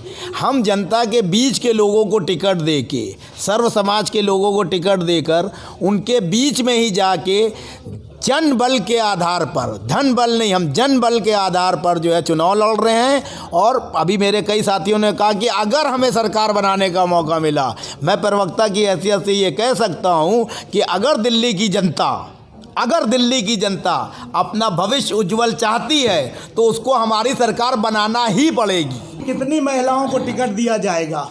भाई ने अभी 25 सीटें जारी की हैं, 25 में करीब जो है 5 सीटें ऑलरेडी महिलाओं को गई हैं। ठीक, कितने परसेंट हो गया? 20%। अभी जो है और सीटें जाएंगी, उनमें जो है हम लोग कोशिश ये कर रहे हैं कि पढ़ी लिखी महिलाएं, सक्षम महिलाएं और सर्व समाज की महिलाएं आगे आएं। हम उनको आगे रख के वोट लेंगे, उनको ही मंत्री पद देंगे। मैं सिराज भाई से जानना चाहता हूं कि अगर आपकी पार्टी सत्ता में आ जाती है तो जो आम पार्टी जो है उन्होंने जितने भी घोटाले किए होंगे, क्या आप उनको लाके उनको जेलों में डाल पाएंगे? भाई सबसे पहले तो मैं ये कहना चाहूँगा मीडिया के माध्यम से कि हमारी पार्टी सत्ता में आएगी तो सबसे पहले तो हम जो है फ्री डीटीसी में पास 200 यूनिट और पानी जो ये फ्री हो रहा है इसको बंद करेंगे। इसके अल्टरनेट के तौर पे हम हर घर से एक व्यक्ति को सरकारी या प्राइवेट नौकरी देंगे ताकि स्वाभिमान के साथ वो कमाए और जो 2,500-3 हज़ार रुपये महीना उसका बच रहा है 3 मुद्दों से वो कवर करके स्वाभिमान और खुददारी के साथ जीवन यापन करे परमानेंट। ये तो केजरीवाल की मेहरबानी पे है 3 चीज़ें। हम उस व्यक्ति और वोटर की आत्मनिर्भरता पे उसको इस लायक बना देंगे कि वो 15-20 हज़ार रुपये वेतन कमाए। जिसको नौकरी नहीं दे पाएंगे उसको 20-25 लाख रुपए व्यापार करने के लिए लोन देंगे मामूली ब्याज पे ताकि वो भी आत्मनिर्भर हो। हम दिल्ली के नागरिकों को सम्मानजनक जीवन जीने लायक बनाएंगे, ना कि भिखारियों की तरह केजरीवाल या किसी और पार्टी के आगे हाथ फैलाने लायक उनको रखेंगे। नागरिकों को पंगु नहीं बनाएंगे, उनको स्वाभिमान के साथ आत्मनिर्भर बनाएंगे। ये मेरी पार्टी और गठबंधन का विचार है।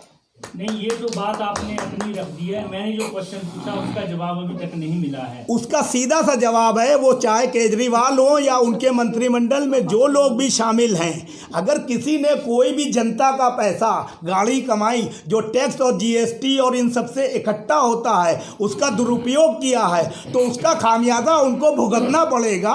वो कानून सम्मत, वो मैं केजरीवाल की तरह ये नहीं कहूँगा कि शीला को जैसे वो कहते थे कि जेल भिजवाऊंगा, मैं यहाँ ये नहीं कहूँगा कि केजरीवाल को जेल भिजवाऊंगा, क्योंकि तथ्यों के आधार पे, कानून के आधार पे अगर वो जेल जाने लायक होगा तो ज़रूर जेल जाएगा, नहीं जाने वाला होगा तो नहीं जाएगा, लेकिन जांच ज़रूर होगी। सर अंत में एक सवाल, आप लोगों का चुनाव चिन्ह क्या रहेगा? हाँ, उसका जवाब भी सुन लीजिए। हमारी पार्टी में 25 पार्टियां गठबंधन में हैं, उसका नाम है राष्ट्रीय महागठबंधन।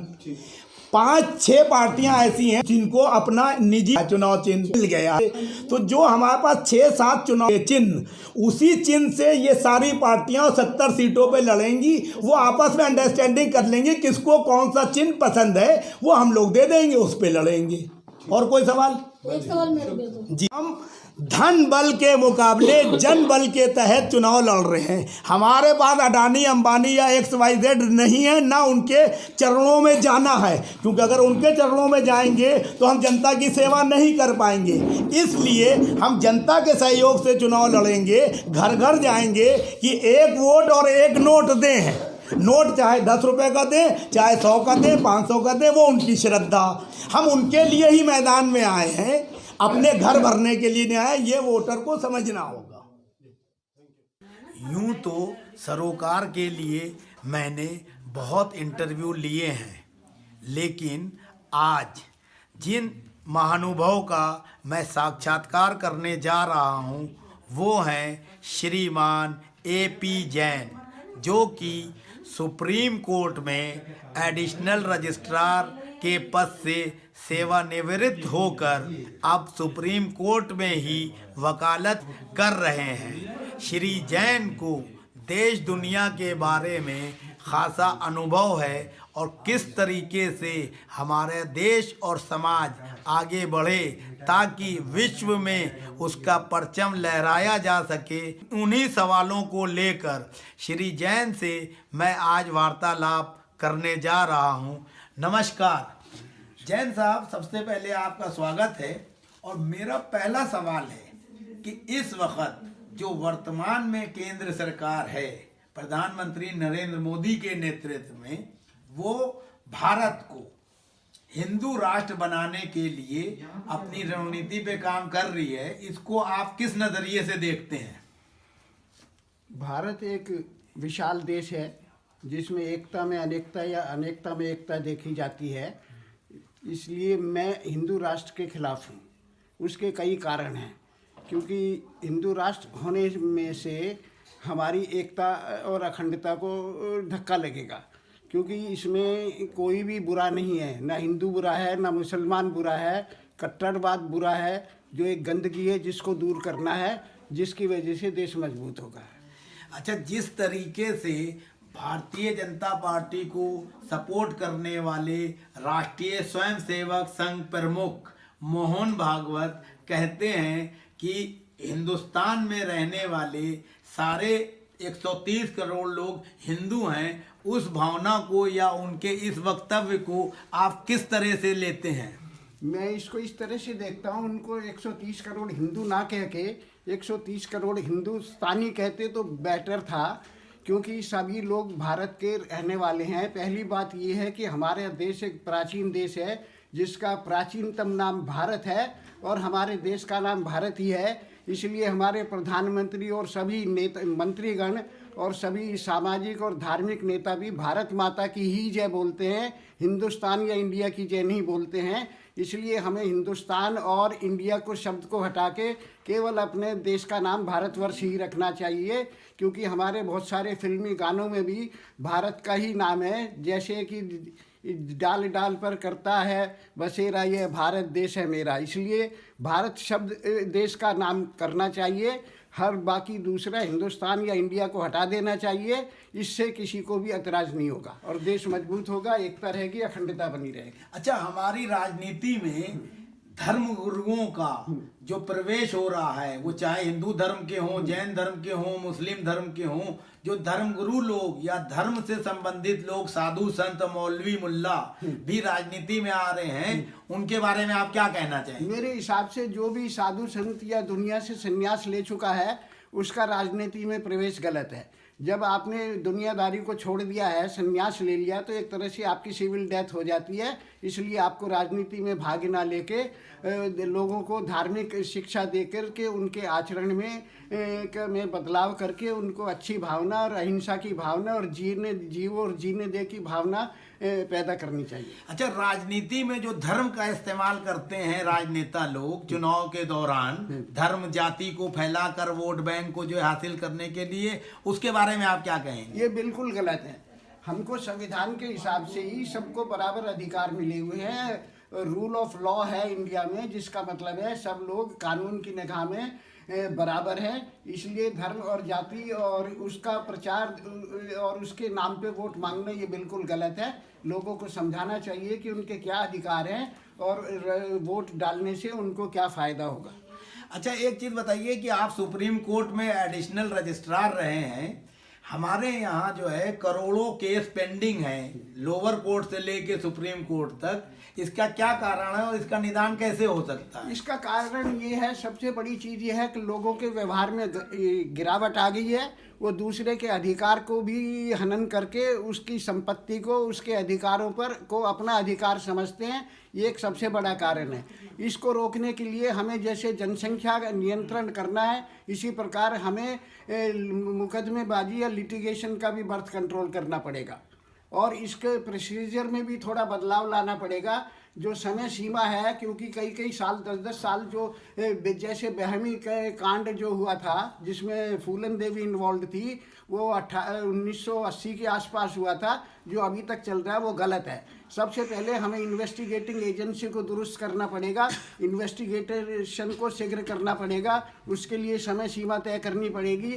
फिर उसके बाद जो है ना, कोर्ट के अंदर भी हमको सबसे लोअर कोर्ट में हमको समय सीमा करनी पड़ेगी कि कितने दिन में ट्रायल पूरा हो जाए। उसके बाद हमको अपील का, जैसे हमारे 90 दिन का टाइम है या 60 दिन का टाइम है, उस टाइम को भी घटाना पड़ेगा और फिर fast track court lower court में भी बनानी पड़ेगी। इसी तरह मेरा मानना है कि हाई कोर्ट में भी कुछ खास मैटर हैं, जैसे रेप केस है, मर्डर केस है, किडनैपिंग केसेज हैं, इनमें भी उनको है ना फास्ट ट्रैक कोर्ट बनाना चाहिए। फिर हाई कोर्ट से मैटर निपटने के बाद सुप्रीम कोर्ट में जाने के लिए 90 दिन का अपील पीरियड है, उसको भी घटा के 1 महीना करना चाहिए। और ऐसे सीरियस मैटर्स को भी सुप्रीम कोर्ट में भी फास्ट ट्रैक बनाना चाहिए, ताकि मैटर 1-1.5-2 साल के अंदर है ना सुप्रीम कोर्ट तक निमट जाए। अच्छा, लीगल एड सर्विसेज कमोबेश देश सहित सभी राज्यों में है। हाँ। वकील लोग जो है लीगल एड सर्विसेज के तहत गरीब तबके के लोगों के मुकदमे लड़ते हैं और उनको फीस वहाँ से मिल जाती है। उसके बावजूद गरीबों के केस लड़ने में ईमानदारी अधिवक्ता लोग नहीं बरतते हैं। इस पर आप क्या कहेंगे? मेरा ये कहना है कि आप चाहे फीस लो या फ्री में करो, मगर आपको उसी भावना से करना चाहिए जैसे आप फीस लेके कर रहे हैं। या फ्री में कर रहे हैं। जो आपने कमिटमेंट किया है उस कमिटमेंट को पूरा करना चाहिए, अपने कर्तव्य का पूर्ण रूप से निर्वहन करना चाहिए, ताकि जो भी आपके पास एक क्लाइंट आया है, चाहे वो आपका प्राइवेट क्लाइंट है या लीगल एड से आया है, उसको आपको न्याय दिलाने में पूर्ण रूप से सहयोग करना चाहिए और पूरा इंटरेस्ट लेके उसको करना चाहिए। जो अधिवक्ता जो है इस भावना का पालन नहीं करते हैं, जैसा आपने बताया, उनके खिलाफ कोई बार के थ्रू जो है कार्रवाई होना चाहिए। हाँ, बहुत से एडवोकेट लोग भी, हर प्रोफेशन में कुछ ना कुछ गंदगी जरूर है। लीगल प्रोफेशन भी इस बात से फ्री नहीं है। वो पैसा लेने के बावजूद भी अपना समय पे कार्य नहीं करते हैं या उतना इंटरेस्ट लेके कार्य नहीं करते हैं। वो एक कहावत है, pocket the money and forget the client. ये नहीं करना चाहिए। अगर कोई एडवोकेट ऐसा करता है तो अगर क्लाइंट का, मुवक्किल का नुकसान होता है तो उस एडवोकेट के खिलाफ bar council of state bar council के अंदर शिकायत करना चाहिए। अच्छा, ये बताइए कि इस वक्त जो है प्रधानमंत्री नरेंद्र मोदी के नेतृत्व में देश चल रहा है, उनके नेतृत्व में ही सारी योजनाएं लागू हो रही हैं राष्ट्रीय स्तर पर। आप उनके कार्य प्रणाली से संतुष्ट हैं? बहुत सारी चीज़ें हैं। कई मुद्दों पे तो मैं उनसे सहमत हूँ, कुछ पे नहीं हूँ, क्योंकि उनका जो एक नारा है सबका साथ सबका विकास, मुझे ऐसा लगता है वो सबका साथ सबका विकास का मतलब सबकी वोट तो हमें मिले, मगर विकास हम केवल अपनी ही पार्टी का या अपनी विचारधारा का करेंगे। तो इसको कैसे रोका जा सकता है? आप क्या समझते हैं कि उनको ऐसा क्या करना चाहिए जिससे सबका साथ सबका विकास और सबका विश्वास का जो नारा है वो चरितार्थ हो? ये प्रेजेंट गवर्नमेंट जो है बीजेपी की गवर्नमेंट है और इनका माई बाप या इनका जो मेन है वो आरएसएस है। वो आरएसएस की विचारधारा पे ही चल रहे हैं और आरएसएस का अभी पीछे कुछ लोगों ने ये बोला था कि धर्म तो केवल हिंदू ही है, बाकी संस्कृति है। ये गलत है। वो केवल अपने ही धर्म को प्रमोट करना चाहते हैं और दूसरे धर्मों को नीचा दिखा रहे हैं। इससे दूसरे धर्मों का अपमान है। सब धर्म बराबर है, सब धर्म अच्छी चीज़ सिखाते हैं। कट्टरवाद एक गंदगी है जो दोनों तरफ है, सब जगह है, किसी भी क्षेत्र में है या किसी भी धर्म में है। वो पाखंड को और कट्टरवाद को दूर करना है और सबको साथ एक साथ लेके चलना, सभी धर्मों का बराबर सम्मान करना है। प्रधानमंत्री नरेंद्र मोदी तो कहते हैं कि 130 करोड़ भारतीयों का मैं प्रधानमंत्री हूं, तो क्या उनके आचरण से ऐसा साबित होता है? नहीं, ये बात ठीक है कि वो 130 करोड़ देशवासियों के, भारतीयों के प्रधानमंत्री है, केवल हिंदुओं के ही नहीं है। इसलिए ये कहना कि एक भारत में 130 करोड़ हिंदू हैं वो गलत है। 130 करोड़ हिंदुस्तानी कहना उचित होगा। और दूसरा, अगर मान लिया जाए कि 130 करोड़ हिंदू हैं तो बाकी जो हिंदुओं को छोड़ के मिला के तो इस तरह से देश की आबादी 200 करोड़ हो जाएगी। जो ये कहना गलत है कि 130 करोड़ हिंदू हैं, 130 करोड़ हिंदुस्तानी या भारतीय हैं। नहीं, मेरा सवाल ये है कि प्रधानमंत्री नरेंद्र मोदी जो कहते हैं कि देश की जितनी भी जनसंख्या है, हम भारतीय जनता पार्टी के प्रधानमंत्री नहीं हैं, हम सबके प्रधानमंत्री हैं, तो उनके कार्यों से क्या ये प्रतीत होता है कि वो ऐसा कर रहे हैं कि जिससे लगे कि वो देश के ही प्रधानमंत्री हैं? उनके कुछ कार्य तो ऐसे लगते हैं कि वो भारतीय जनता पार्टी को ही रिफ्लेक्ट कर रहे हैं। ये बात ठीक है कि कोई भी प्रधानमंत्री किसी भी राजनीतिक पार्टी का होता है, वो पूरे देश का प्रधानमंत्री होता है, मगर क्या है, कुछ बातों में ऐसे लगता है कि वो एक पर्टिकुलर विचारधारा की ही पॉलिसियों को ही प्रमोट कर रहे हैं। वो उचित नहीं है। उनको सबके समान लेकर चलना चाहिए। अच्छा, ये बताइए, जो सीएए कानून बना है इसको आप किस दृष्टि से देखते हैं? ये देखिए, कानून पार्लियामेंट बनाती है। ये जो सीएए कानून जो है ये पार्लियामेंट के दोनों सदनों से पास हुआ है और राष्ट्रपति महोदय का इसको कंसेंट मिल चुका है, तो अब ये कानून बन चुका है। तो ये कानून को कहना गलत है कि ये कानून सही नहीं है, मगर इसमें कुछ खामियां हो सकती हैं, कुछ लोग इससे प्रभावित हो सकते हैं, तो वो इसका विरोध कर सकते हैं और उनको विरोध करने का हर नागरिक को अधिकार है। वो सरकार से ये मांग कर सकते हैं कि इसमें या तो ये सुधार करो या इसको वापस लो। इस कानून को लेके ही सुप्रीम कोर्ट में रिट पिटीशन फाइल है। आने वाली 22 जनवरी को इस पे फैसला भी आने वाला है, क्योंकि अगर कोई संविधान की मूल भावना के विरुद्ध कोई कानून बनता है तो उस पर सुप्रीम कोर्ट संज्ञान लेके उस पर संशोधन करने अपने को कह सकता है। तो आप इसको सुप्रीम कोर्ट में जो रिट दायर की गई है इसको आप किस नज़रिए से देखते हैं? क्योंकि आप सुप्रीम कोर्ट के जो एडिशनल रजिस्ट्रार रह चुके हैं तो आपको भी कानूनों की जानकारी है, आपको भी जो है किस तरह के मुकदमे आते हैं बड़े कोर्ट में, तो इसमें आप क्या सोचते हैं? ऐसा है कि कोई भी कानून पार्लियामेंट ने बनाया है उसको रिव्यू करने का सुप्रीम कोर्ट को पूरा अधिकार है। सुप्रीम कोर्ट जो है वो ये देखती है कि जो कानून बनाया है पार्लियामेंट में वो संविधान की मूल भावना के अनुरूप है या किसी उसके आर्टिकल का उल्लंघन तो नहीं करता है। अगर सुप्रीम कोर्ट सब कुछ सुनने के बाद ये महसूस करता है कि ये कानून में कुछ खामी है या त्रुटि है या संविधान की भावना के खिलाफ है तो सुप्रीम कोर्ट या तो उस कानून को स्ट्रक डाउन कर देती है या उसमें कुछ संशोधन के लिए सरकार को वो अपनी गाइडलाइन दे देती है। तो सरकार से ये कहा जाता है कि वो जो गाइडलाइन सुप्रीम कोर्ट ने दिया उसके अनुरूप उसमें संशोधन